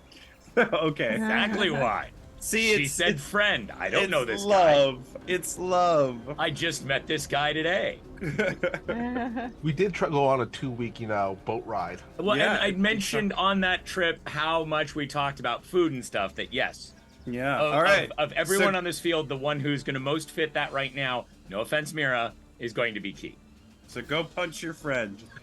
I'm sorry. All right. Roll for attack. I hope I miss.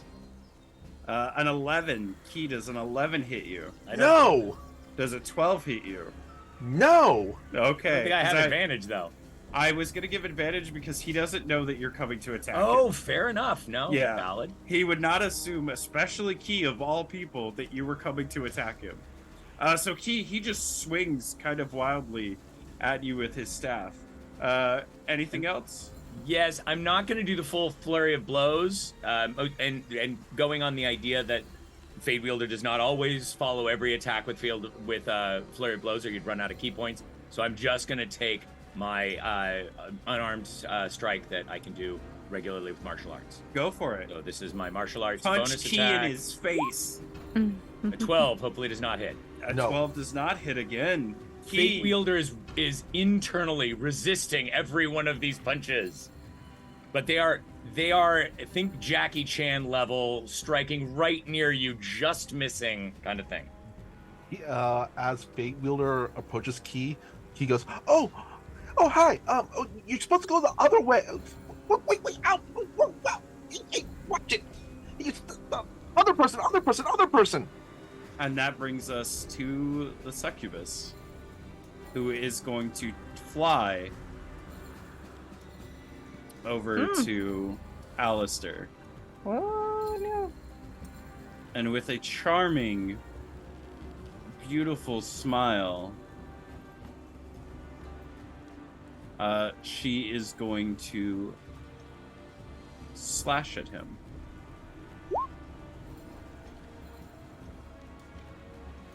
That is a 19. I think even with his... Awesome.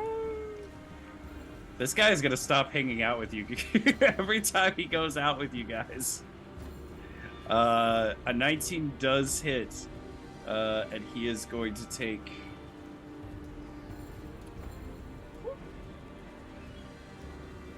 the 7 damage.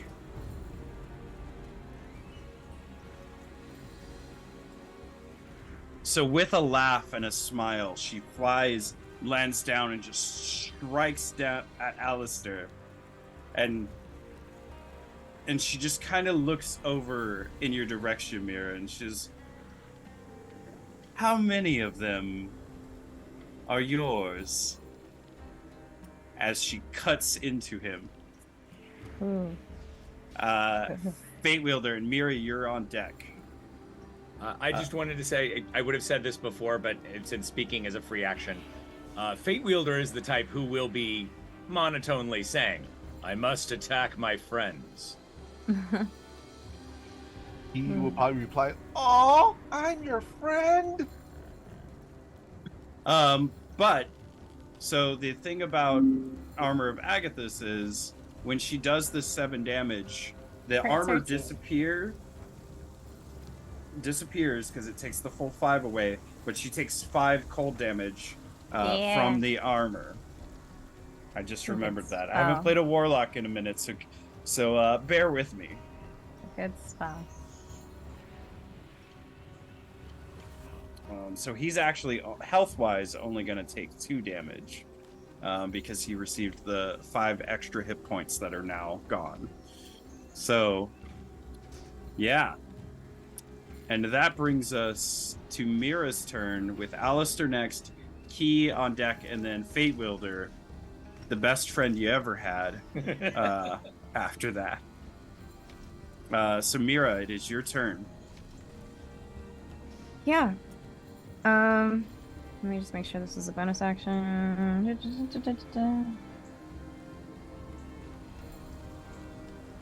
I form a telepathic connection with the succubus as a bonus action. And I say in her head, what is it you want here? But before I get a chance to hear her response, I cast Firebolt at the crystal.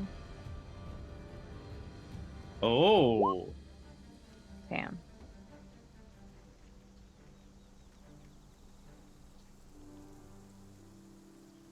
Unfortunately, your firebolt does not hit. Yeah. I'm gonna say that it goes wide, striking down the candles on this side, and slamming against the stone. All right. Anything else you want to do?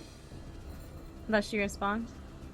She says, I want everything that is yours, so you can love as you should, so that you and Thavron can be together forever.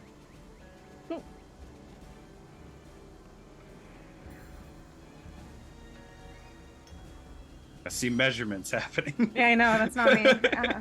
My turn's done. Alistair is going to take his turn. His armor of Agathis is gone. He's going to try to hit her with burning hands.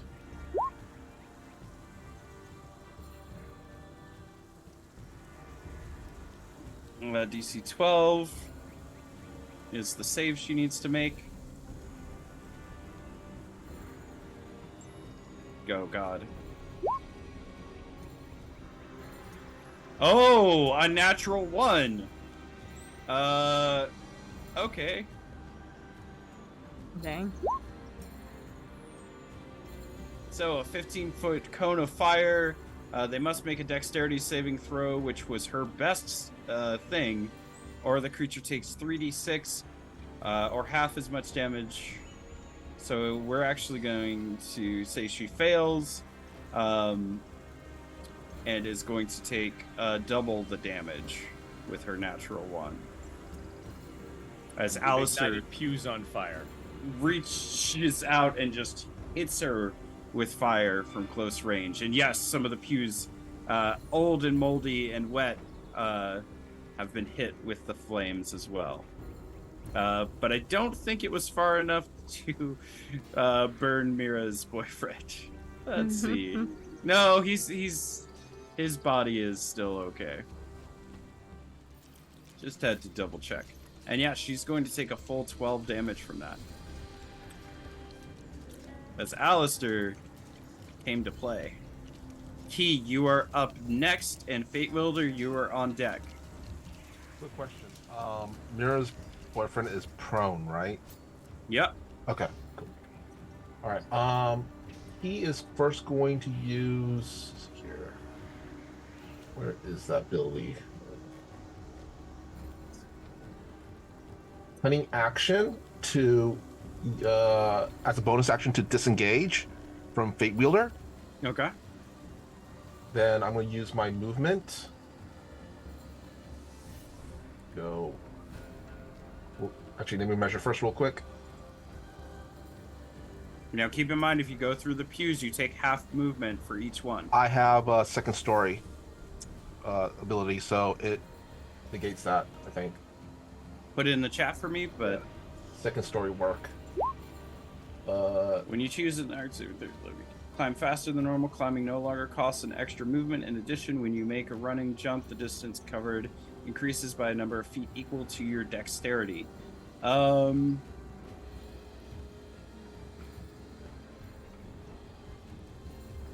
Yeah, I'll allow it. Okay.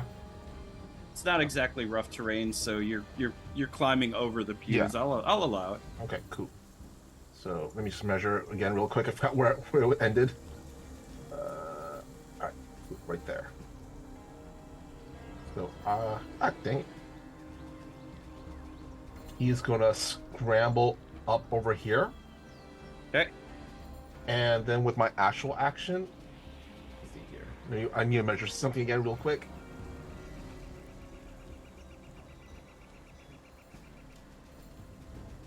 If I go through here, that'll hit the succubus, but will it still hit either Mira or Alistair? If you go at that angle with what you're trying, Yeah. I'm going to say if at that angle it hits Alistair. No, I had another angle. It's like goes like that. Yeah. That angle. If you aim for that, then you won't hit Alistair. Okay, cool. All right, from where Key is right now, Key is going to be casting Catapult Okay. on the crystal, aiming it towards the succubus. Got it. Put catapults in the chat for me. Yeah. Here. Catapult.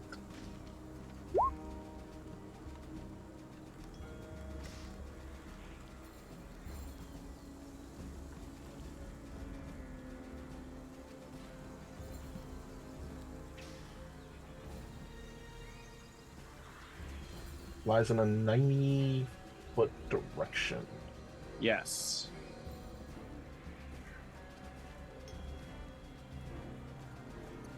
Okay. Unfortunately, the crystal does not move. Oh. Is it As because it was too heavy? It seems to be because it is too heavy and or it is locked in place, Oh, all right. as it is not loose. I liked the idea, and I like how you love to use catapult for these things, but unfortunately, that one is locked in place. Gotcha. Anything else you want to do on your turn? I think that's all I can do right now. All my actions, bonus, All right. movement, and yeah. Fate Wielder, you are up and still Not charmed. just as a way to not catch him, but following the way he went, 10, 15, 25, 30, 40. So I'm climbing that that pew. And you are within attacking distance as you stand on that pew. I was hoping it wouldn't get me there, but it still did. Damn that monk movement speed. Exactly. I was hoping the pews were actually, half their speed. They did. That was with half over each of them. Unfortunately, I can move far. Yeah. All right, so bring in the quarterstaff down. Actually, I'm gonna do. I'm going on the idea that using, since I'm on the pew, one hand is on it, so I'm only gonna one hand the quarterstaff. Okay, go for it. That's an 8. That's gonna miss. You can't hit key. Hey, watch it! I'm telling you, it's all internal. It's my will, baby. Okay. And unarmed strike as the follow through. Oh, a natural 20. Key, I assume that does hit. Yeah, sadly it does. So you're gonna take 8 bludgeoning damage from your friend, Fate Wielder. Righty. Fate Wielder, would you like to do anything else? That is my 2 attacks. All right. That brings us to the succubus. And I repeat again, I must attack my friends. And she is going to swing again at Alistair. Unfortunately, a 12 does not hit him. All right, Mira, you're up. Alistair on deck, then Key and Fate Wielder. Yeah. So I'm doing it again. It's the only thing I can do at this point is shoot a firebolt at the crystal. Got it. Yep. It's going. Ooh, a 24 does hit.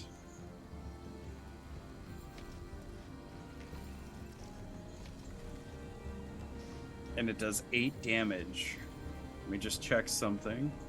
Mm-hmm. While I'm checking this, Mira, describe what your magic looks like as you cast Firebolt. It's I almost knocked over my water. I whip my shears out, and out of my shears comes like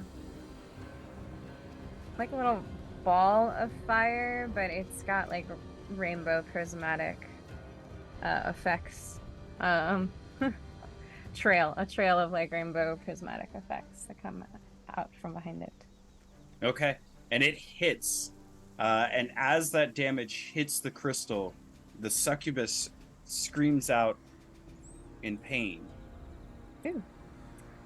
Did I hit a nerve? I'm still connected to her. But so does Thavron, whose body winces up into the air as he screams out in pain.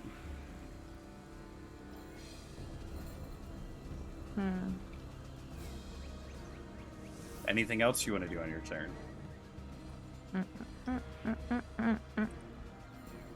No.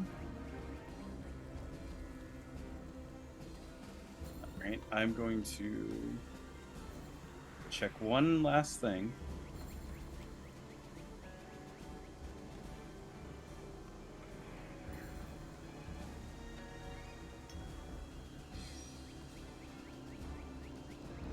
Sorry if I'm making weird faces. I went to go check if Charm was a concentration spell.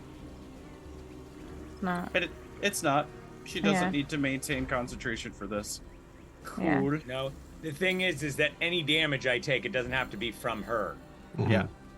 But I Yeah. haven't taken any. All right. Alistair is on deck. He is not good at close range, so I don't know what he's going to do.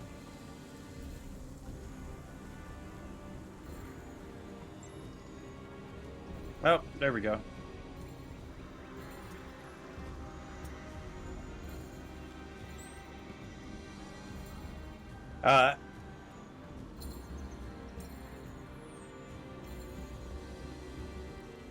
He's gonna cast Burning Hands again.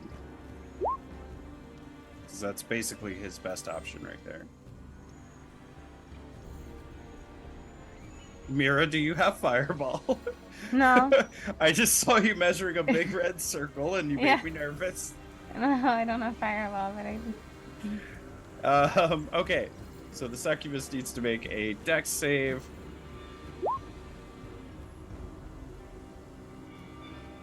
And she misses her dex save again. Jesus, that's like her best skill, and she's gonna take Go, Alistair. more damage.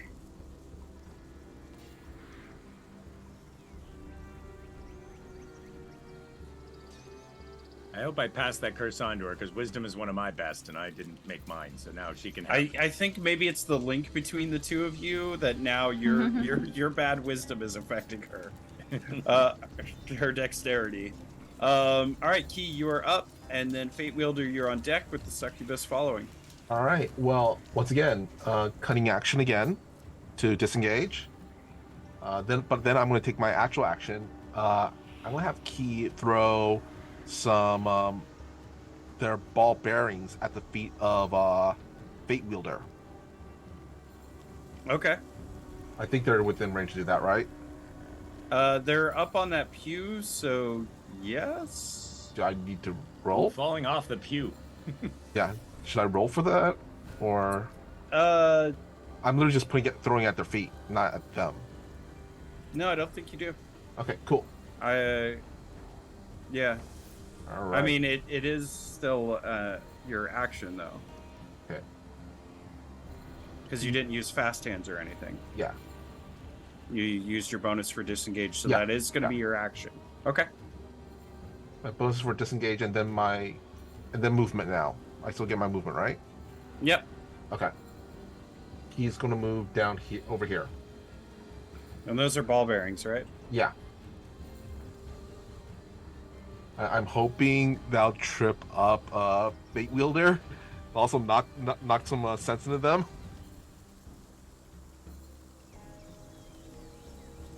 Okay.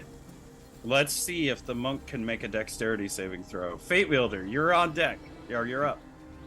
I'm guessing I'm so I'm gonna try and move, Yep. Yeah. and in trying to move, I will make my dex save. They have to beat a 10 to save it. I've been rolling horrible all evening. Let's keep that trend going. Although I really have a good score Your on first this. nat 20. Oh, Just barely. 13 is going to make the dex save, so you do save. Please feel free to move. 10, 20, 25, 30. Hello, Key. And I am going to attack with quarterstaff, this time full two-handed. Okay. 18. Does That an does 18 hit. hit you, Key? Yes, I believe so. Yeah. All right, And you're going to following take that up 5 with bludgeoning. a hand of harm. So Oh, D4 plus 2. how much total? so put the hand of harm in the chat so we're all aware. I'm gonna do the unarmed strike. Ignore the damage from that. It'll be a different damage.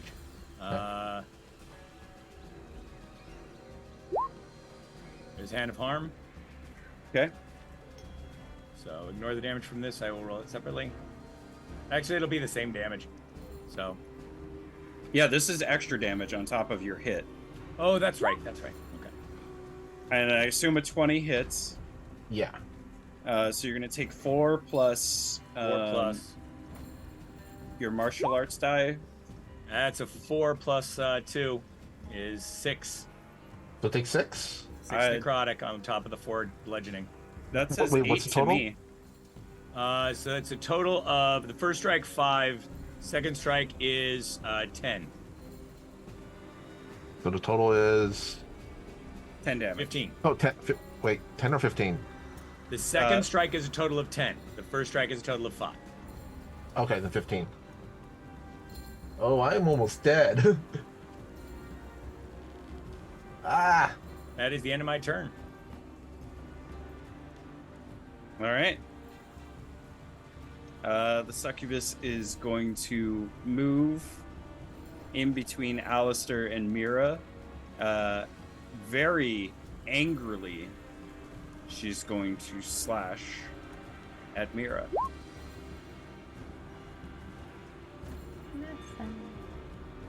I assume a 7 misses. Yeah. Plus, I forgot my mirror image up. Yeah, so even if it had hit, we would have had to have done the mirror image roll, but you don't have to because she just straight out missed in her blind rage. And that brings you to your turn. Mira, you're up. All right. I'm gonna try something. Oh wait, you moved now, so now I gotta measure this again. Hold on.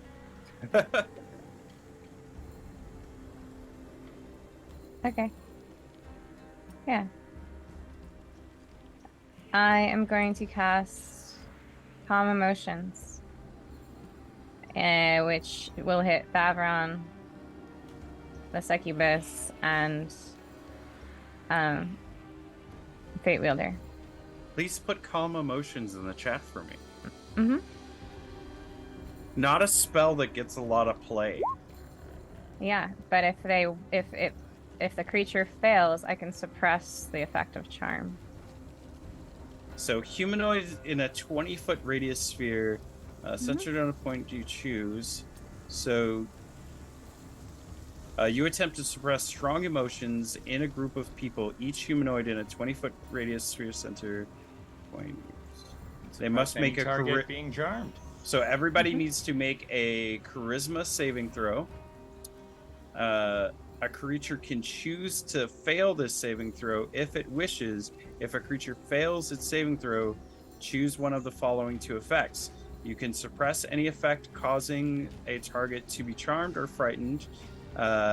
when this spell ends, any suppress effects resume. So this is 1 minute concentration spell.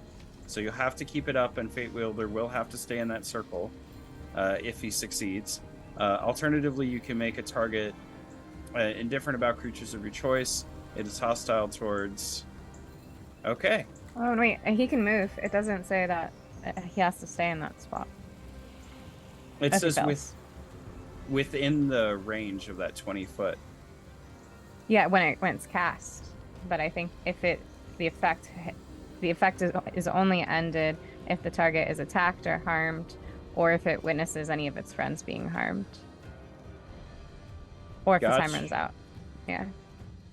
Okay, so Fate Wielder, you can't choose to win the save automatically because of the charm. Yep. But so you here's do, my roll. and she needs to roll too, right? Ah! Oh no. Yeah, she needs to. Oh, I don't know if she's under any effect, but she's gonna roll too. And if Thavron needs to roll as well. He's still alive.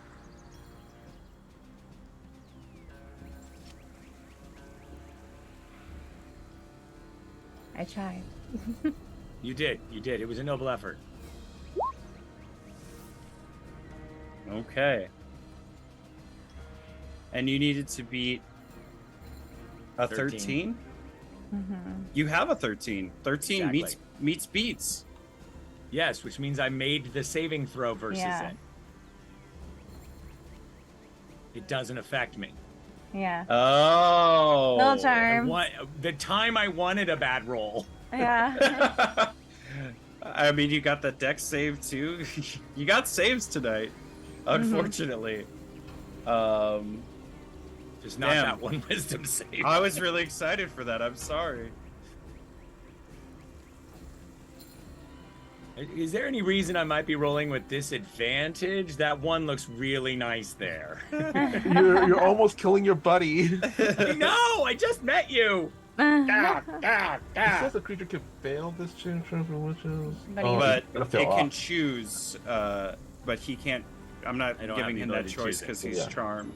Mm-hmm.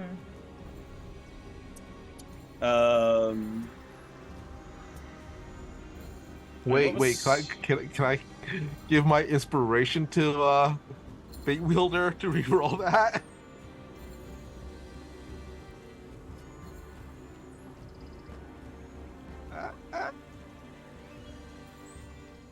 The inspiration was a gift. Are you sure you want to give it? What if Emergus sees you giving the inspiration to somebody else? It's a gift. It's a gift that keeps on giving. Would Emerga let you do that? You know what? If need be, I'll keep it and do something on my turn. I have another idea that I probably will need the inspiration for anyway. Okay, then we'll hold it for your idea. Okay. Okay. I don't want to get into the habit of people passing around inspiration. That can get tricky real fast. Well, it looks like Thavron and the succubus failed. Yes.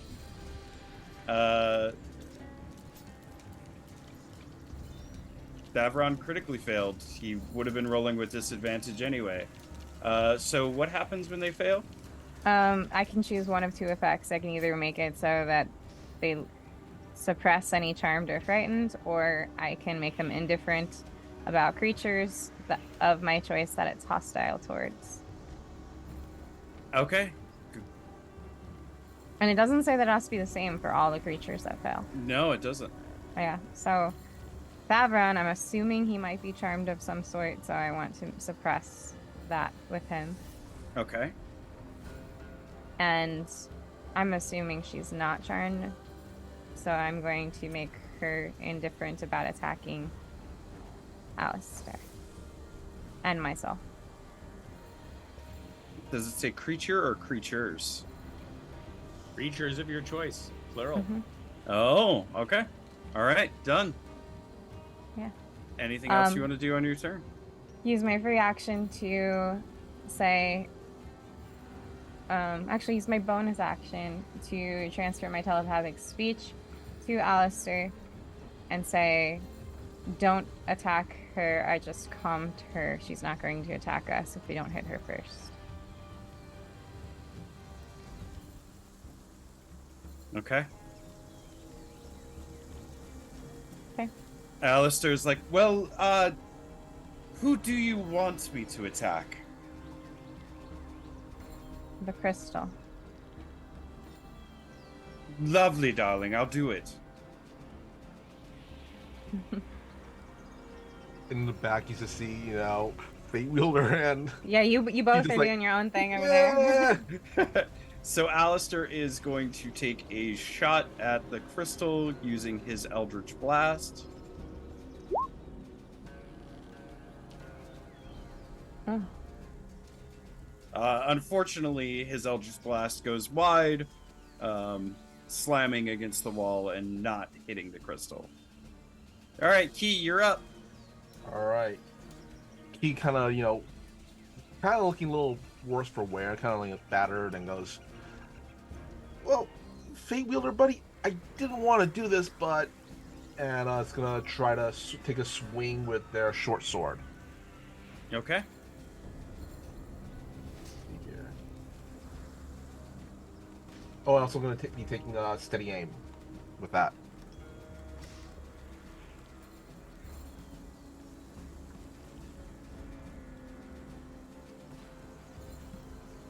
Is the short sword a finesse weapon? Yes, I believe short swords are finesse weapons. But you also let me take steady aim with the short sword earlier. Oh. Well, then, damn me. Go for it. Okay.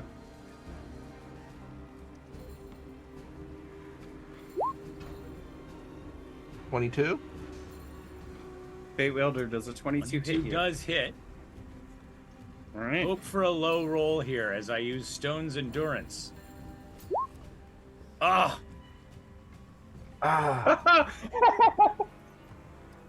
I take no damage. So, for those watching with us, he did exactly 12 damage to Fate Wielder. Activating his Goliath ability, Stone's Endurance, he rolls to negate a certain amount of damage.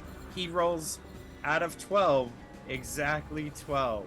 Technically, I absorb 14 because I get to add my Wisdom modifier. But yeah, no damage as the sword clanks against the stone body of Fate Wielder, the Goliath. I'm sorry. Would just let me ask if it's damage they absorbed it. They still took it, but it's just absorbed. It's still taking it. I was looking at that when I was looking at this, and the spell specifically says that I need to take damage, not be attacked. Okay. Yeah, I was trying to decide how I would handle that. It was a good effort. Fate Wielder. Wait. Oh. Would I be able to use my inspiration to make Fate Wielder re-roll that? Yeah, I would think that would be. Wait, no, it's not lucky. It's not lucky. It's just inspiration. Ow. Tried. No, I mean. No, I tried. Yeah, it's beautiful. It's Fate Wielder is good at saving himself. Unfortunately. Can you just out of curiosity, trying to think of ways to not destroy people. Can you take a dodge action as your bonus action? Or do you need that for your full action? I think I might be able to. Let's see. I think Some dodge is a rogues can do it as a bonus. I thought dodge was a reaction. Can I do a dodge? I don't know. Put it in the chat. I don't know if you have it.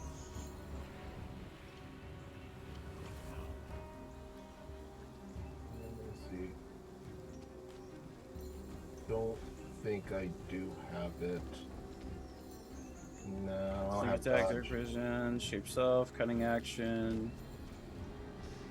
Dash, disengage, hide. Steady aim, fast hands. No, you do not have dodge. It's an action, because I can take it with patient defense. But I know that some rogues have it that they can take it as a bonus action. Yep. Nope.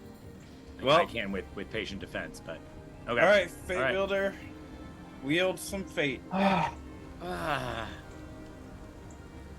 In my head, this hurts me more than it hurts you. Well, maybe not. I attack two-handed. Oh, good, I miss. And a miss.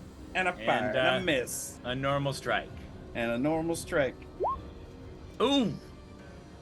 23 and 23 5 with- damage. That takes me out. I was at 4. Eek. Down he goes, the boy. And then Fate Wielder will move.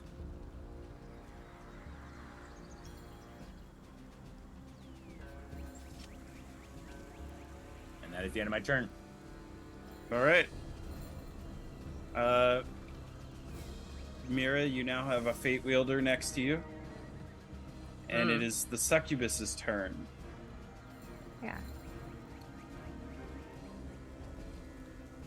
She is going to move here next to Fate Wielder.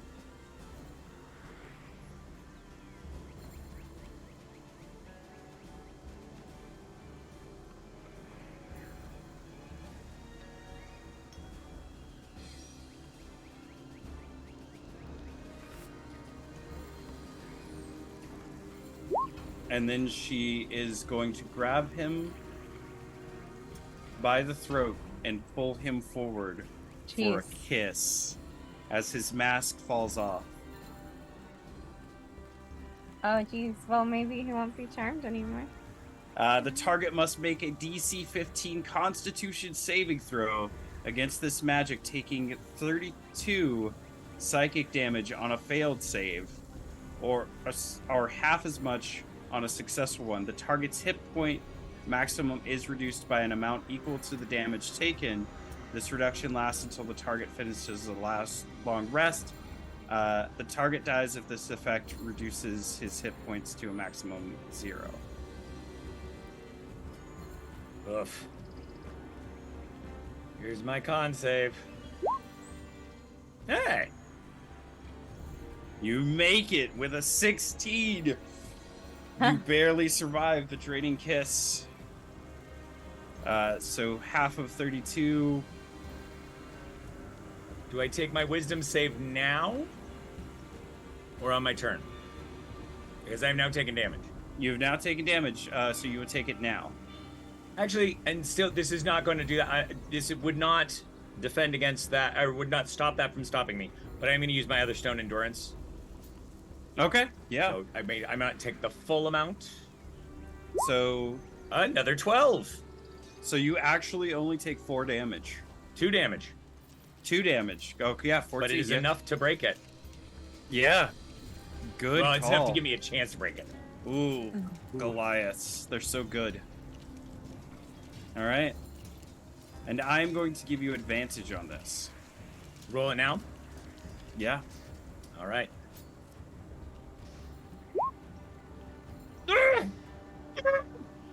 Okay. What did you need to make it? 15. I rolled a 14 the last time, too. Oh, no. What? Are you still charmed? Wait. Yeah, I'm still charmed. Oh my god. All right. That is I her make a turn. really great ally. I also make a really great enemy.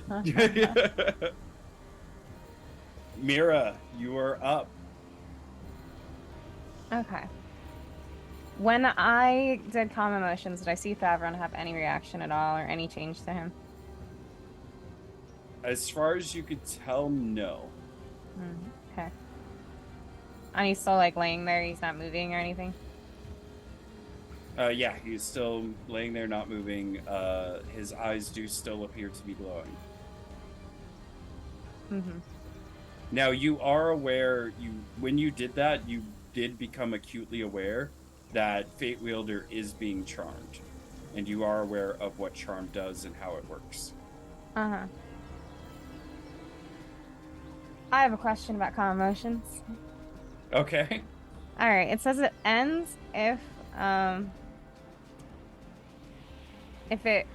the creature witnesses any of its friends being harmed. So if I do damage in their mind, would they witness the harm? If you do damage in their mind, would they witness the harm? Like, Yeah. if you use Mind Sliver, Yeah.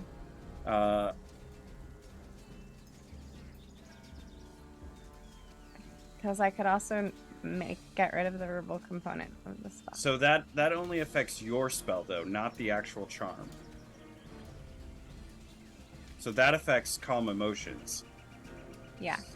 So calm, But calm if I emotions damage- isn't in effect with Fate Wielder. He's only under the influence of the charm. No, the succubus is under the influence of the charm, and if they witness their friend getting hurt, they lose calm emotion. Yes. So, would they witness Fate Wielder A Mind get hurt? Sliver? Yeah. I don't think so. I would also put forward that I don't know that she would view me as her friend. She is Oh, I not don't know charmed. if it says. Ally, at least. Yeah, Yeah, but it Hold doesn't on. say ally. it does Yeah. say friends. Yeah. I am a you're right. tool. Yeah. She literally just tried to do 32 points of damage to me. She literally just tried to drain the life out of him. So yeah, you can do it. Go for it. All right. Sorry, Fate Wielder. I'm No, going please, to please, get me out of sliver this your state. mind.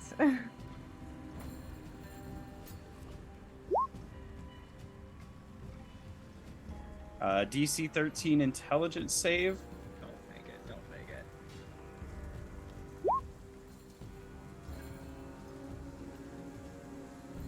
Mm. No, my God.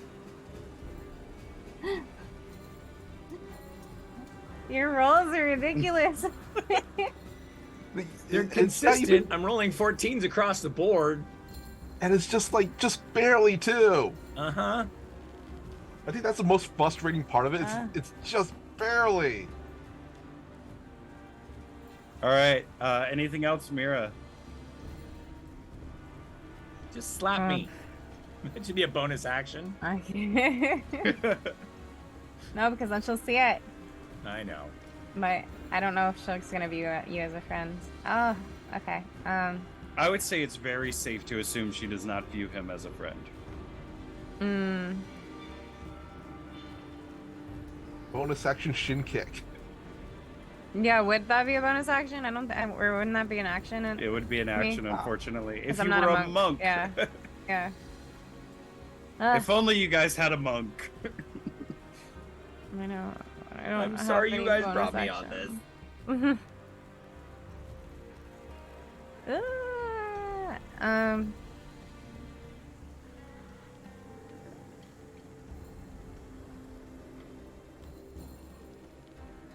Yeah. That's the end of my turn, so I can do. I got no bonus action. All right. Alistair will once again take a shot at the crystal. Because that was what the lovely Mira suggested. An 18 does hit. The crystal takes damage. And both, once again, Tavron and the succubus yell out in pain as they take the damage. Key, I need a death saving throw. Well, I think calm emotions ends. I believe it does. Yeah. Damn it. 7. This is gonna 7. be a TPK. Now, I will remind you, Key, that you do have inspiration. I'm gonna be using that inspiration. Okay. 18. I think that's a little bit better. If I was you, I would take that. I'll take that. I got one success so far. All right. Key, thanks to Emerja, remains alive. Fate Wielder, you are up next. Sorry, Mira. Two-handed strike. 19, 7 damage. Mirror image. Mirror image. Let's get those mirror images going. What do I roll? I Mirror- think I roll. Yes, Okay. she rolls. Yeah. Let me just read it again. It's been so long since I cast it. Roll a d20. Okay. Oof. What Oh, did wait.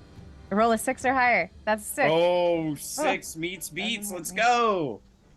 So 6, one of the mirror images shatters under the quarterstaff of Fate Wielder. And 1 strike. 7 will not hit, I'm guessing. Nope.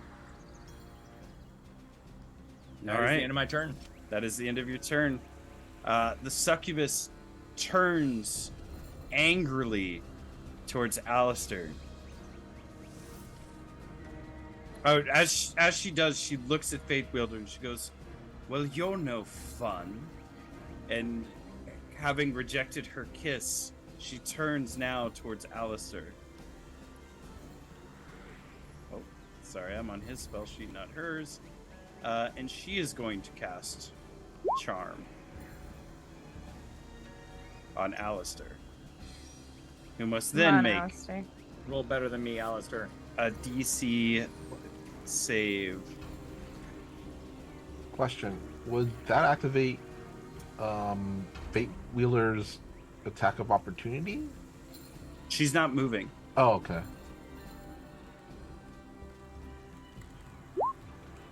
She's also a friend of mine. Ah, He makes it.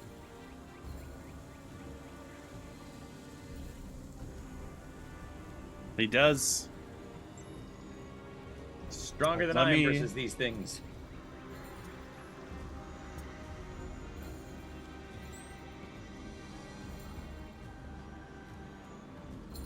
Yeah, he makes it. And then Mira, it is your turn with Alistair on deck. How's Alistair looking? Is he hurt? No, he barely took any damage from the first scratch, and he's shrugged off the charm. This is going way better for him than the scorpion fight, Okay. which is breaking my streak of NPCs coming in and just getting messed up. Yeah. Sorry, Alistair. I'm the one that's effed up. Yeah. I can't even get to you right now. I'm juggling. I'd be able to do something about that if I wasn't the one doing it. Yeah. I'll say, Alistair, brace yourself. Which is a little too late because it's not his turn, but Okay. I'm gonna cast Arms of Hadar. Hada. Arms of Hadar, yeah. Yeah. And it's gonna hit Fate Wielder, the Succubus, and unfortunately Alistair. All right. This is a 10-foot radius from yourself. You invoke the power of Hadar, the Dark Hunger. Tendrils of dark energy erupt 10 feet within 10 feet of you. On a failed save, each person takes 2d6 necrotic. They must do a strength saving throw. Oh. On a success, they still take half the damage. I fail this saving throw. Look at you, finally. I Yeah, mean, but let's make the wisdom saving throw. That's what we really need here.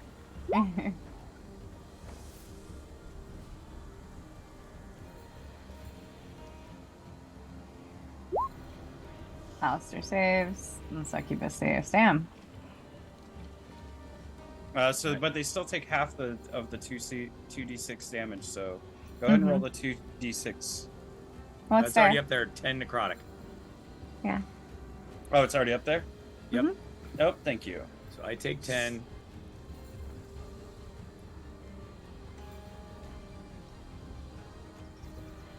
And you Yeah. can't take a reaction until next Wisdom turn. save.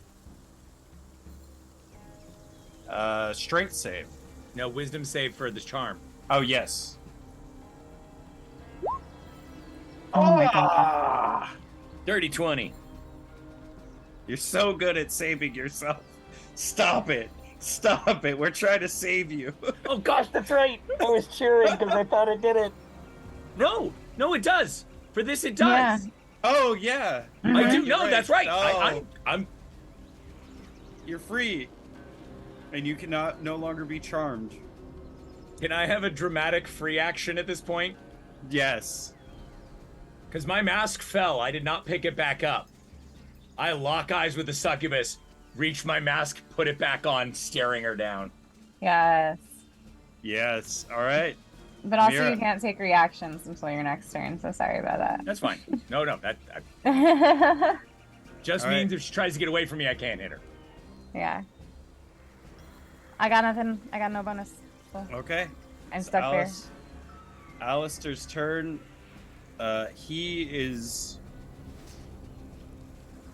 actually going to reapply Armor of Agathis because he realizes he's a target now.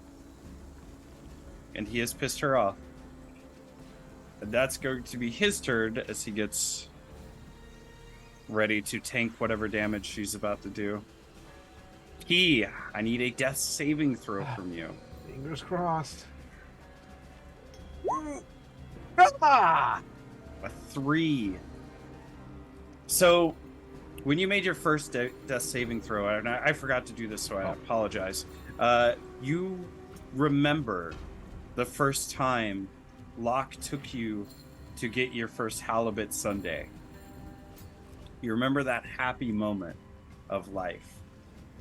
As you fail this death saving throw, you remember a little bit of your life before Locke found you, as you were going around that dusty cave, temple, someplace you were at where it was dark and it was dirty and there were traps and creatures all around and you didn't know them and they were mean to you. And these memories flood you as you struggle to hold on to life. Fate Wielder, you are up. I'm free. I'm And free. free at last. And I'm actually, well, it's going to be one of those, like, it's not going to change the mechanics, but in a fake attempt to make it seem like I'm going to hit her, I'm actually going to move past. I will take, she can take her attack of opportunity as I run over to Key. Okay. Because I can't split my attack and my bonus action, right? I can't move between the two.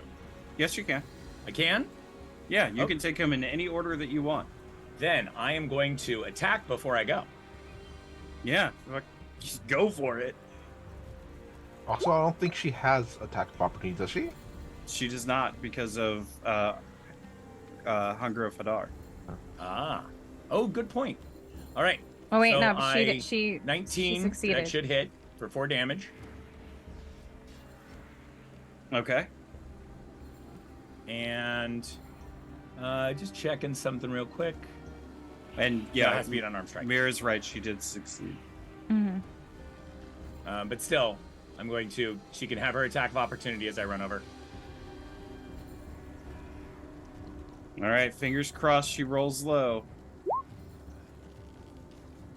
14. Well, I have an AC of 15. Woo! Nice. Let's go. All right. She swings wildly as you run away, her plaything escaping her grasp. And I'm going to run over here and Hands of Healing, spending a key point.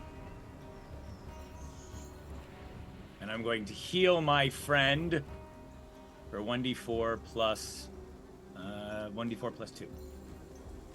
Okay, roll the d4. Oh, 3. But you're up. 3 and you're up. Do I add up from -1, right? No, no minus. You're at 3. Okay, cool. You're at 3. Yay! And They haven't the done final minuses. words is, as your eyes open. I regret my actions, my friend, but we will deal with that later. He just looks at him and goes, "Just kick that lady in the head for me." I intend to. And turns to face her. All right. It is her turn. She is going to swing once again at Alistair. Ooh, no. Ooh, ouch. What were Who you saying is- about our NPCs? Again? I jinxed it. I still can't kill Terrence though, as much as I try. So yeah, she's going to do 10 damage, but half of that is armor of Agathis, because he smartly called that he was going to be her next target. And she's going to take that 5 damage from the armor as she strikes into him. And he is looking a little rougher than before. Oh. I didn't know about the don't attack her thing, so I think the she's- charm, the calm emotions is off. Oh, No, it was that already, already yeah. went off. Okay, fair enough. All right, so Mira, you're up. Alistair on deck, and then Key, you're after that. Okay. Hmm. Alright. I turn to her and I cast Ray of Sickness on her. Go for it. Balls. Miss. Balls missed. Mm-hmm. That would have been good damage too. All right, anything else you want to do? I'm stuck. All right. Alistair, realizing that you have started to attack her again, is going to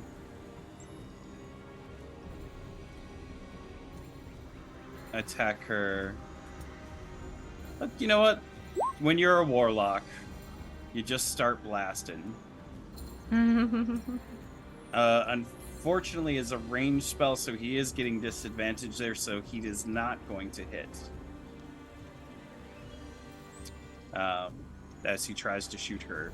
Key, you're up! You're alive! Yeah. Yay. All right, I'm gonna double check something really quick. Can I take a dash action? And then Fate Wielder, you are next. double check. Let me check dash action. Can I take dash action? You can take dash as an action. Anybody can. But you are getting up from being prone. Okay. Half movement. So Doesn't say- you're getting half your movement. Also, you should have...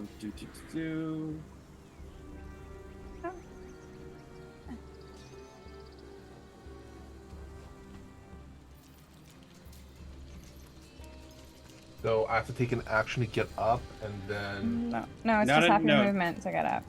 Yeah, it's not Baldur's Gate. Or it's not... It's also not 3.5. okay. But you can use Cunning action as a bonus to dash. Yeah, So... but that takes a bonus action. So I thought my bonus action is to get up, though, from being prone. No, it's half of your movement. to No, get it up. just takes half your movement to get up. Okay.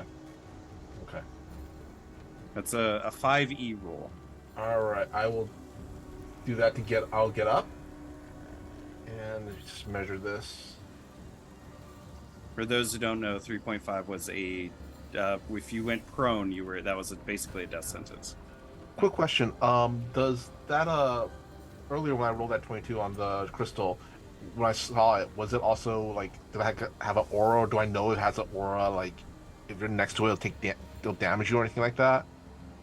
You can tell that from when her Mira's mage hand interacted with the cup, that anything gets super close to it, it seems to have some sort of effect on it. Okay. I'm not gonna do that then. Actually. I'll just take regular movement action. Okay. Ooh, actually, it'll still have to be. It'll still have to be dash though. Shit. Yeah. To get your full 30, you would need to dash. Yeah. Wait.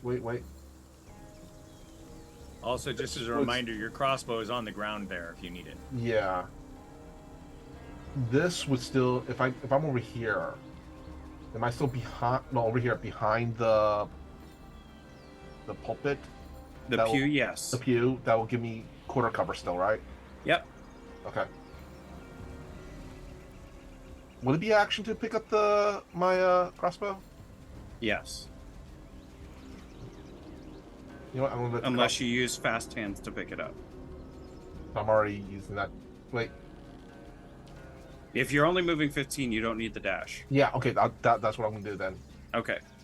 Pick up All the right, crossbow, hide behind the pew here, All right. and from here he is going to cast.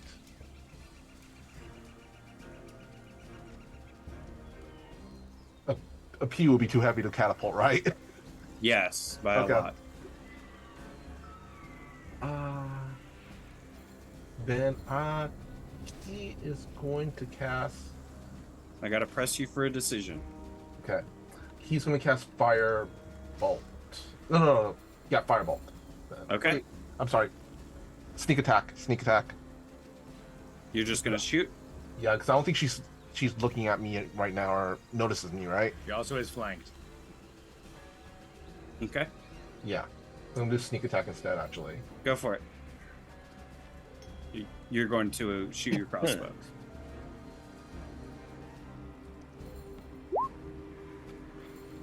Ah. Unfortunately, a 12 does not hit.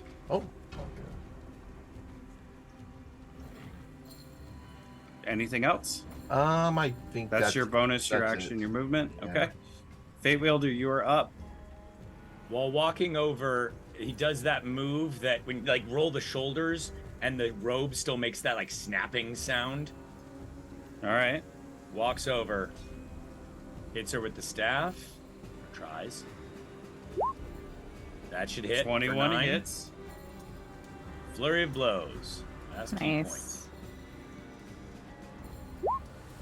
That one will miss. Oof. But the second one will also Oh. miss. That's a nat 1. All right.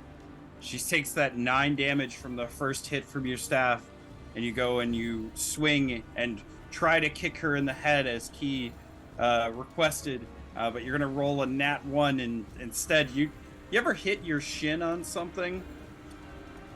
You kick the edge of the pew, and you're gonna take 4 damage. All right. Stone into it. No, I'm kidding. Stone endurance. Love being a Goliath. All right, that is going to bring us to the succubus's turn. She is clearly frustrated, damaged, and hurt. She is going to swing at Fate Wielder in her rage. Rage does not become you. And it's a miss, because I know a 9 does not hit him. That's her turn. Mira, you're up. All right. And then Alistair and Key on deck. I cast Mind Sliver on her. Okay. DC 13 intelligence save.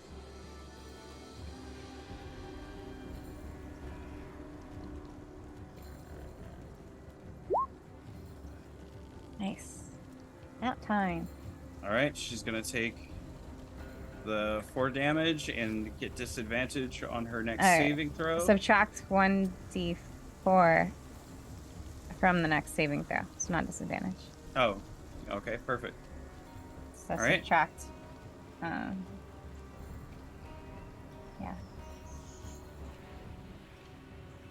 And I'm going to use my bonus action to form a telepathic connection with Tavern. Oh.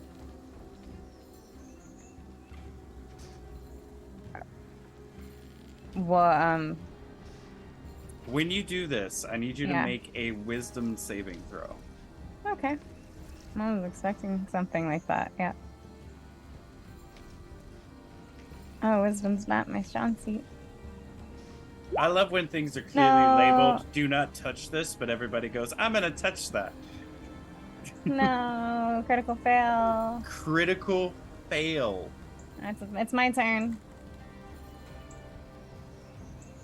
You go to reach out to the mind of Thavron, your boyfriend who is on the ground, and your brain instantly flooded with images of you.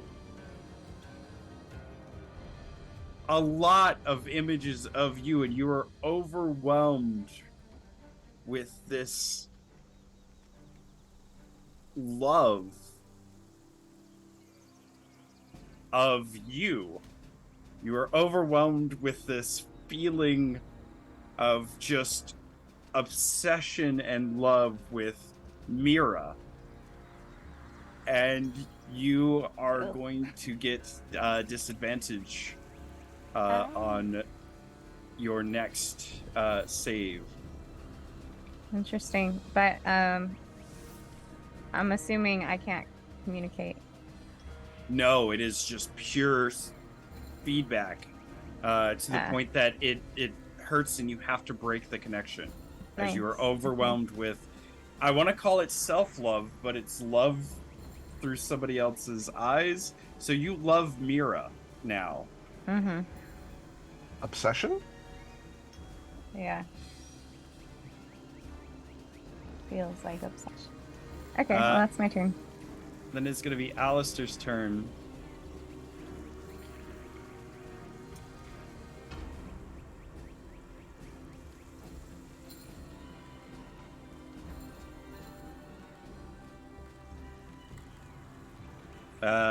He is going to cast Tasha's Hideous Laughter on the succubus.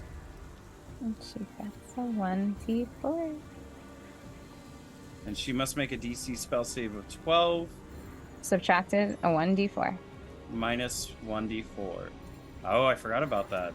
Mm-hmm. Look at this combo happening. Should I roll the d4 or you? You go ahead and roll it. You do it. 3. So minus 3, and what kind of save is it? Sorry.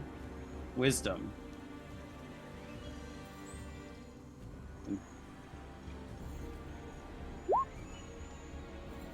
So wisdom a natural 20. She resists Tasha's hideous laughter. Dang. And what a waste of begins. Mind's Liver. Key, you're up. Fate Wielder, you're on deck. Alright.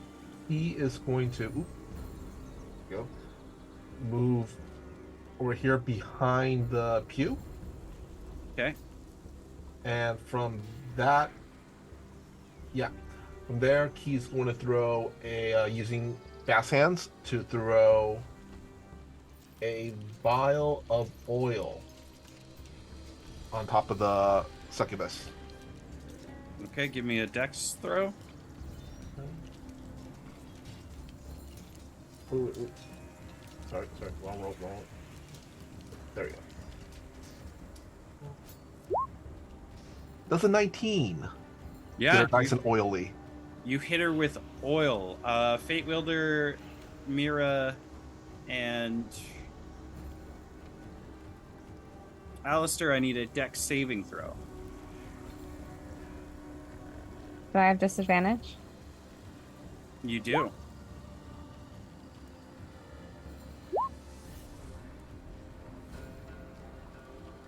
Okay, you still beat it though with your 14. Fate Wielder, you beat it.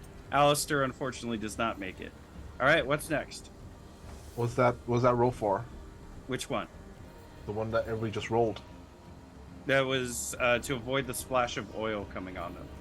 Oh, I thought that was it would just get one square. Nope, oil hits her, and then you successfully hit her with the vial, and then it splashes. Okay.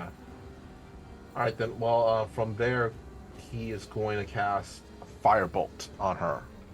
Okay.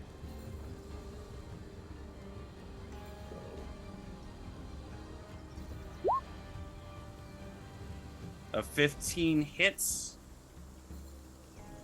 That'll be 7 plus the oil stuff. So roll a d6.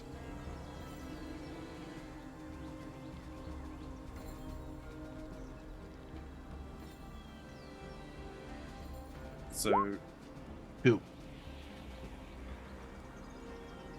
all right. Key, what does it look like as you set fire to the succubus? First, Key reaches into their bag, pulls out a vial of oil, throws it, and as it hits the witch, she probably looks kind of confused, going, "What the hell's going on?" And then Key goes, "Witch!" And kind of inhales. That nucleus kind of goes up to the head area, kind of glows red, and then a bolt of fire flies out their mouth. Okay. And she, with that, is dead. Nice. When she dies, the magic that was holding the heart together dissipates. The heart and its glow crash to the ground. Thavron, eyes stop glowing. All right, you are out of combat. What would you like to do? I would immediately go to tend to Key's wounds.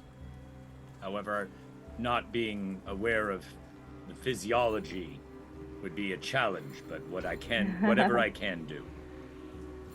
I mean, you healed him before, so you know it's possible. I don't have any more key points.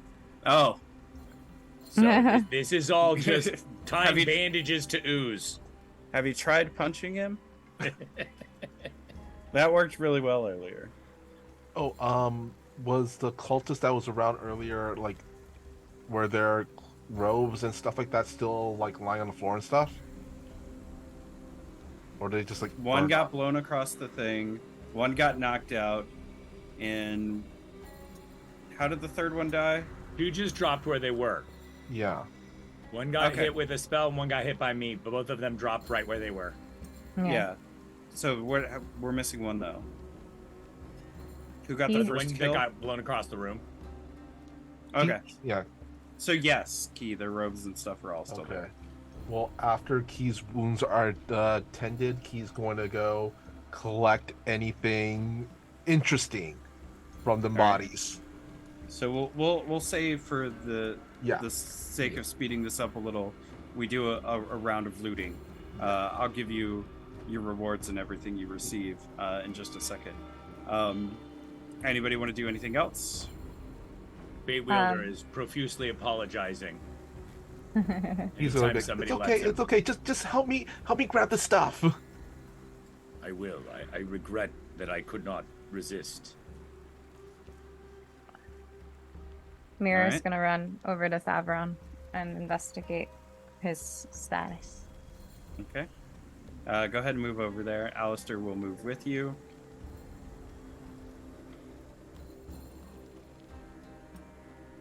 Oh dear, he looks dreadful, but alive. He's breathing.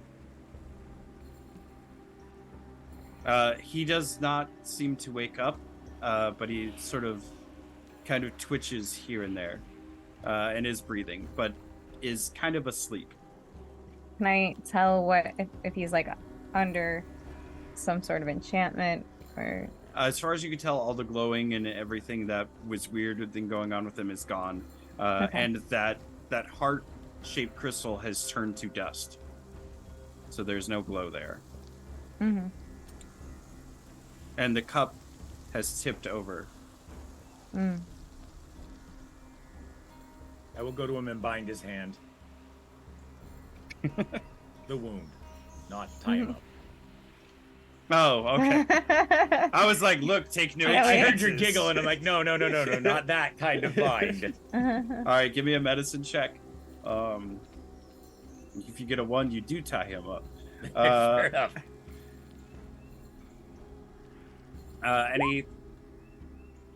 Anything else?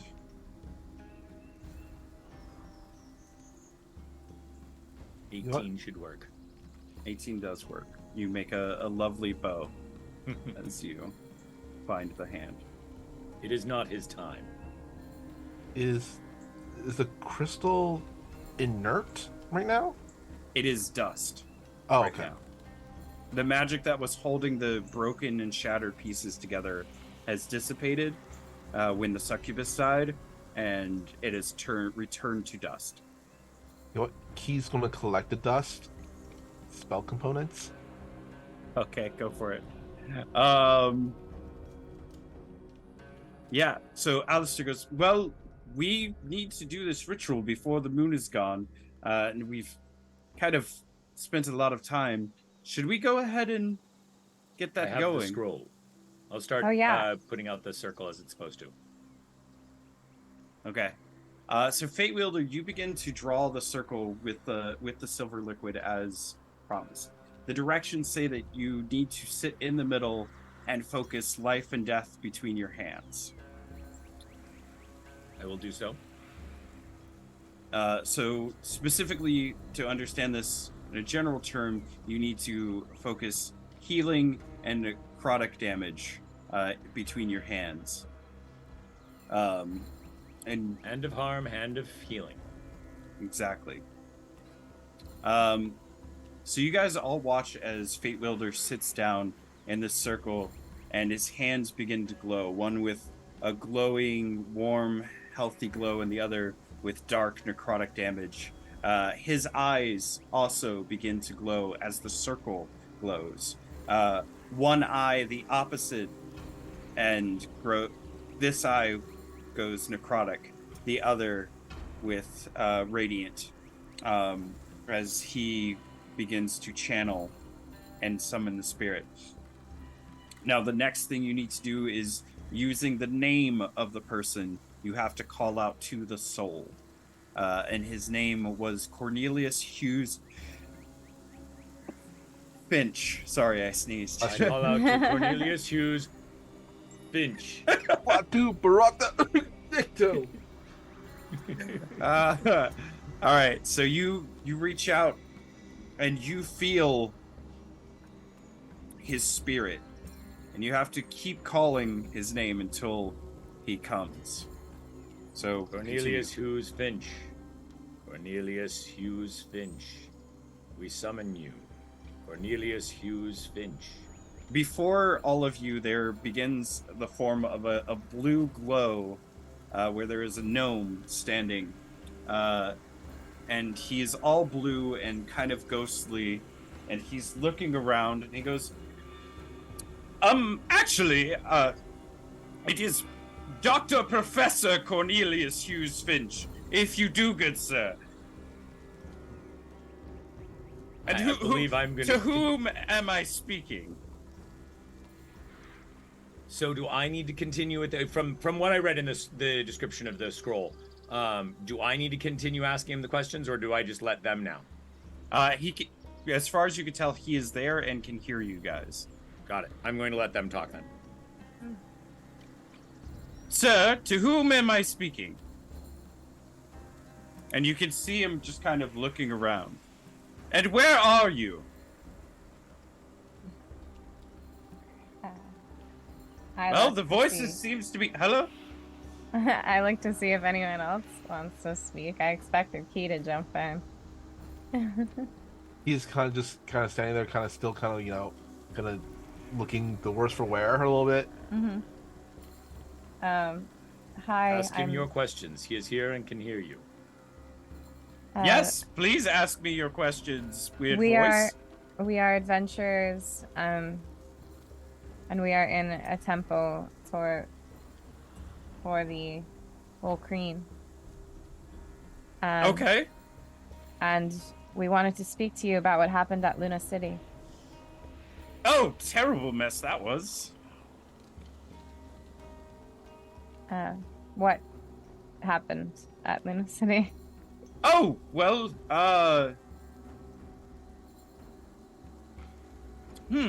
How to explain? So there was an explosion. We had found this large black crystal with energy going around it. The crystal was probably maybe 4 or 5 of me in size, if we're using Dr. Professors for measurement. And I would say, full of lots of energy, primordial at best. And we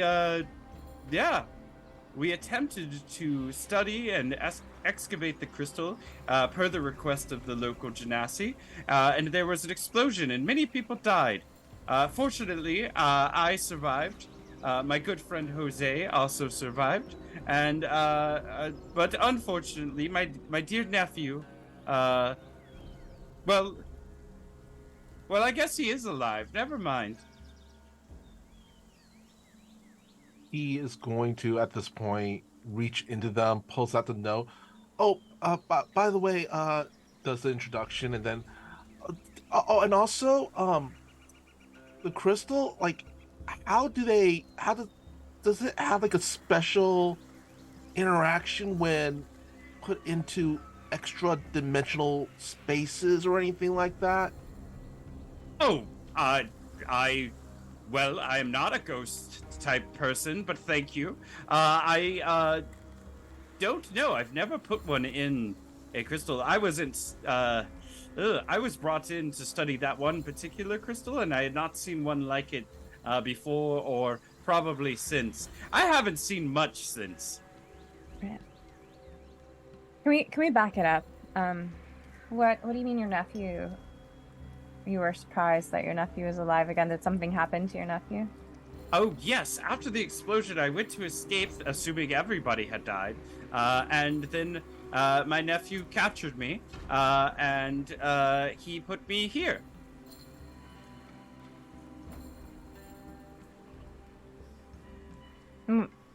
Where is here? I don't know. It appears to be a cell of some sort. It is very cold. I'm cold all the time. They don't give me much to write with, but I try to make notes. I don't know how many days I've been here, but it's very cold, and sometimes, if I'm lucky, I can see the sun. Just a bit of it, though. Question. When you look out at night, do you see any stars? Oh, unfortunately, I can't see out of the place where the sun comes in. It's very small. But there is a sun there every day, so I assume there are stars. Yeah, hopefully there are still stars. Do you hear anything like maybe the ocean near you, or like birds or anything in particular? I do not, unfortunately. It's quite quiet, other than the guards pacing around. It is cold, though, and snow and water and sometimes leak in. They don't offer blankets if yours get wet, just so you know, in case you ever end up here. Oh, So many questions. When you do talk to the guards or anything, do they reply back? Yes. They say, "Shut up," quite often. Do you maybe perhaps recognize any distinguishing accents or anything? No, they. You are asking good questions. No, they do appear to be from the general area, and they do appear to be working for the king. Although the uniforms changed, no longer wearing the purple armor, now black with purple accents. Yeah, out of character, can I roll? I don't know whether it be history or something. If that sounds like any particular country's. Without a roll, you know that that's the king's military. Okay. That is the royal army of the empire. Okay.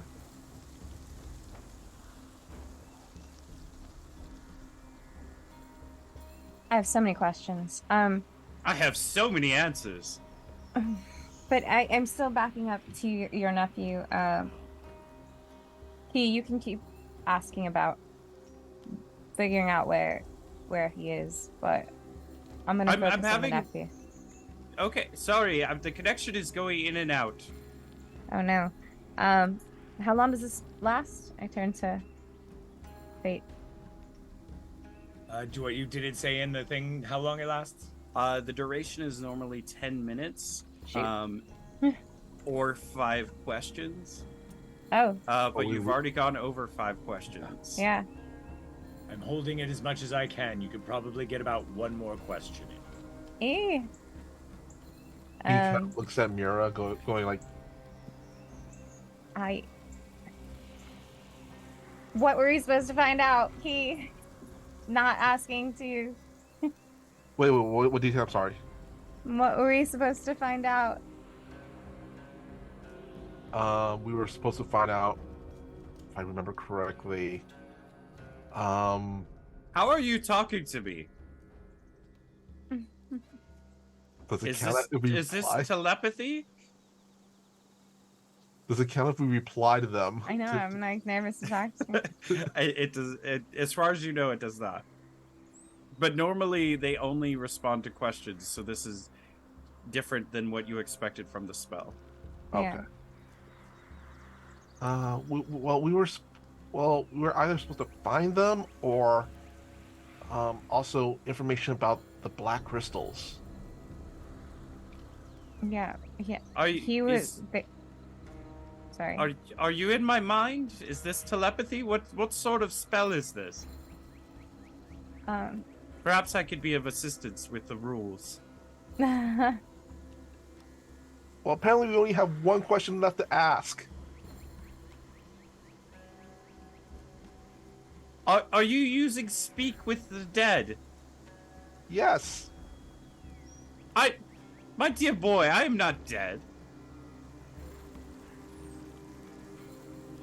So you are captured in the. Oh, this is not a question. We believe. We were told that people were captured in the northern part of the island, where nobody. Yes, I was captured and taken to this horridly cold place. But I'm not dead. Does any of the description ring in my ear? No, other than cold. I mean, it could be any of the mountain ranges, as far as you know. That's one reason why I wanted to ask about the stars. I was hoping maybe we could pinpoint them through stars. And I was focused on figuring out.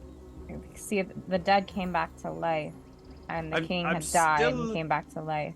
I'm still having trouble with the connection. It may be because I am not dead, but if you come and find me and take me out of here, I'm happy to answer any of your questions. Well, that's what we're trying to find out right now. At least I am. I'm trying to pinpoint where you are. Well, so when they captured us, they put a bag over our heads, as they do, not in the fun way. And then we were taken on a ship. The ship went west, and then we were thrown in the backs of carriages. Those carriages went north, and then we were put on some sort of device. It made a weird humming noise, and then I woke up here, and it was cold. Oh, I mean, and we're teleported. That means you'd be anywhere. Oh no, I would know if I was teleported. Oh. I've actually teleported many times. From the description of everything that Cornelius gave us, like he's running down all the nodes and just trying to compare where on. I am definitely in a prison, if that helps. Yeah. And the land, what we learned is that the entire area was of Luna City, and like around it was covered in fog and magic, and when people go there, they disappear. Are you talking to me? Sorry, the connection. No. And he starts to go in and out as the magic begins to fade and his form starts to fizzle. Well, we know they're alive. We know that they're somewhere that's really cold. There's snow. I was wondering if I could roll like a, I don't know, some sort of geography roll, like if any of that sounds like somewhere in the world in Go particular. ahead and give me a history check. Okay. And any of you guys could try to figure this out. And We'll I'm all gonna cast try guidance to on myself. based on it. with Okay. that. All right. Well, it looks like my time is up. I would really appreciate you coming to get me and bring a blanket. It is quite cold. I don't know if I brought that up. I've been here a long time. 21. When he says that, I want to reach into my bag and see if I can physically pass him a blanket. You cannot, and you Okay. can tell by the way he's looking around, he can't see any of you. Okay. He's just sort of like pacing around wherever a voice comes from. I rolled a 21. That's with the bonus too, my guidance bonus. As far as you could tell, it seems to be somewhere in the northern mountain range, above Hubris, or in the top part, the mountain range in between Rosh Qatar and Kaiser. He's going. Do I have any familiarity with that specific area? You got a 17 of a history. You do not, unfortunately. You would know sort of the other sides of those mountains, the ones that are more west. That's where your tribe is from, but not as familiar. Got it. Sounds like you're somewhere mountain ranges of Hubris. Not that area. Oh, another, I guess, clue in our mystery, and I do love a good mystery. Another clue in our mystery, they seem to send supplies here once a month. And they said that they have to bring them up the... what was the word? It's the thing that's on a long rope and goes up a mountain. A pulley? Some sort of pulley or device. A lift? Forget. A lift. And then he fades out. Huh. And the spell ends. I held it as long as I could. You did wonderful. Thank you. All right, so we know they're somewhere in the mountains of Hubris. They're in a prison, and they They're need not to dead. They're not dead. That's a good thing. And they need to get supplies. Apparently, they apparently only get supplies every so often, and it needs to be put on a lift. Somebody Maybe- is sending supplies, Yeah. and Alistair The- kind of strokes his chin and is... We should probably give this information to somebody and see if anybody knows anything. I think we Maybe need to be Granny or careful. Larry knows. Larry, you say? Your handler. Yeah, or Granny. I think we need to be careful about who knows this information. Oh, I agree. But somebody has... If they're sending supplies, they have to be Exactly. coming from somewhere. And if it goes up a lift, that's not common. But we don't know who is sending it or who's in cahoots with people sending it. Understood. Quite strange. Out of character question. Cholian, have they been a prisoner for long, or You don't know. that? Okay. You know that they were captured in BLA. Actually, no, not too long. Okay, never mind. Not super long.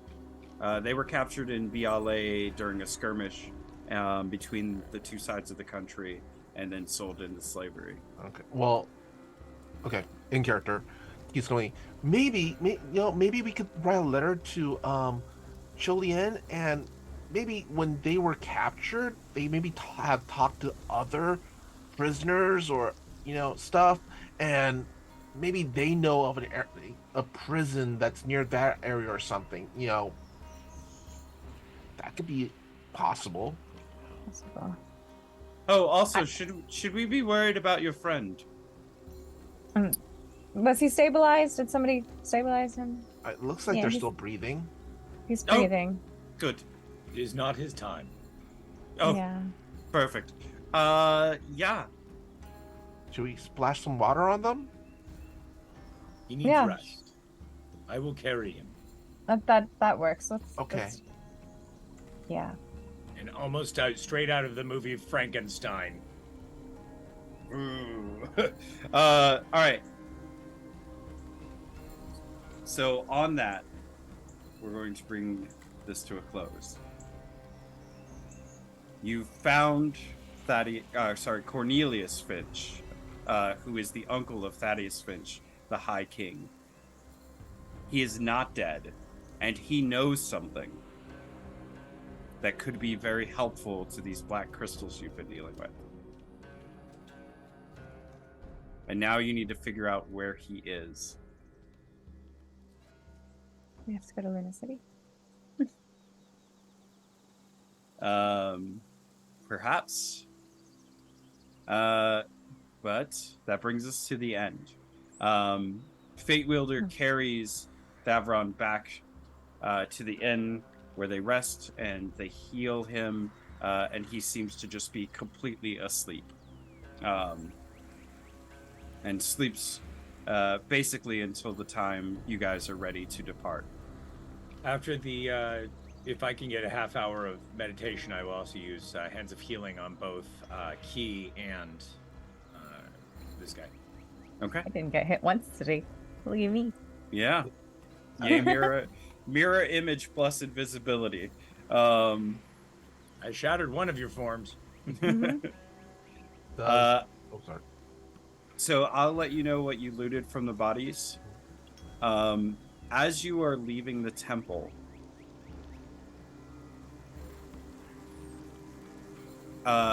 Mira, as you're leaving the temple, you hear a voice, and it is cold, and it is dark on the back of your neck. And you hear the voice say, "Thank you." Did that come through clear? Mm-hmm. So you hear that "thank you," and as you do, you hear the voice in the cold back of your neck like breath. And then you lock eyes with a wolf that is prowling the grounds of the temple. Oh. I see. And as soon as you blink, the wolf is gone. And in your hand, there is a bracelet that has two wolves connected around.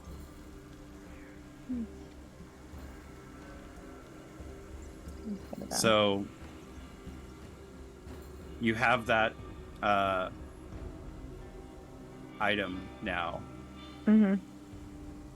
This is the bracelet of the Volkreen.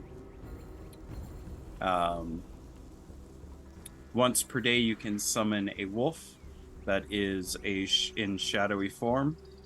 The wolf lasts only a short time and can damage like a familiar, but its rules for being a familiar are very different. The shadow form is immediately dissipated if it's hit with bright light or radiant damage. He only has 15 HP. And I'll double check. He attacks like a normal wolf. Bite. But the damage type is necrotic. And if he does so much damage, he disappears. Interesting. Okay. So he can do up to 15 damage or take 15 damage, and then he disappears, and you can't summon him again until after a long rest. Rad. So as you look down at the bracelet, you hear that voice again. Thank you, child of the temple. I cannot remove your curse, but I can offer you protection. and then the voice and the cold air are gone. And when you hear that voice, you distinctly remember a time when you were a child and you walked up to the temple very excitedly, and your parents pulled you away, and you were disappointed and cried because the temple was so pretty and you just wanted to go in there, but they didn't let you. Yeah, they never let me do anything. Do we hear this as well? You do not.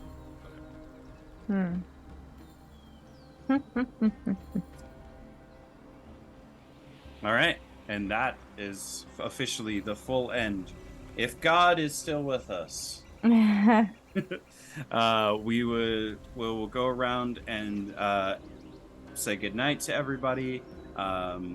Starting with our guest, DW. Please tell people where they can find you and everything.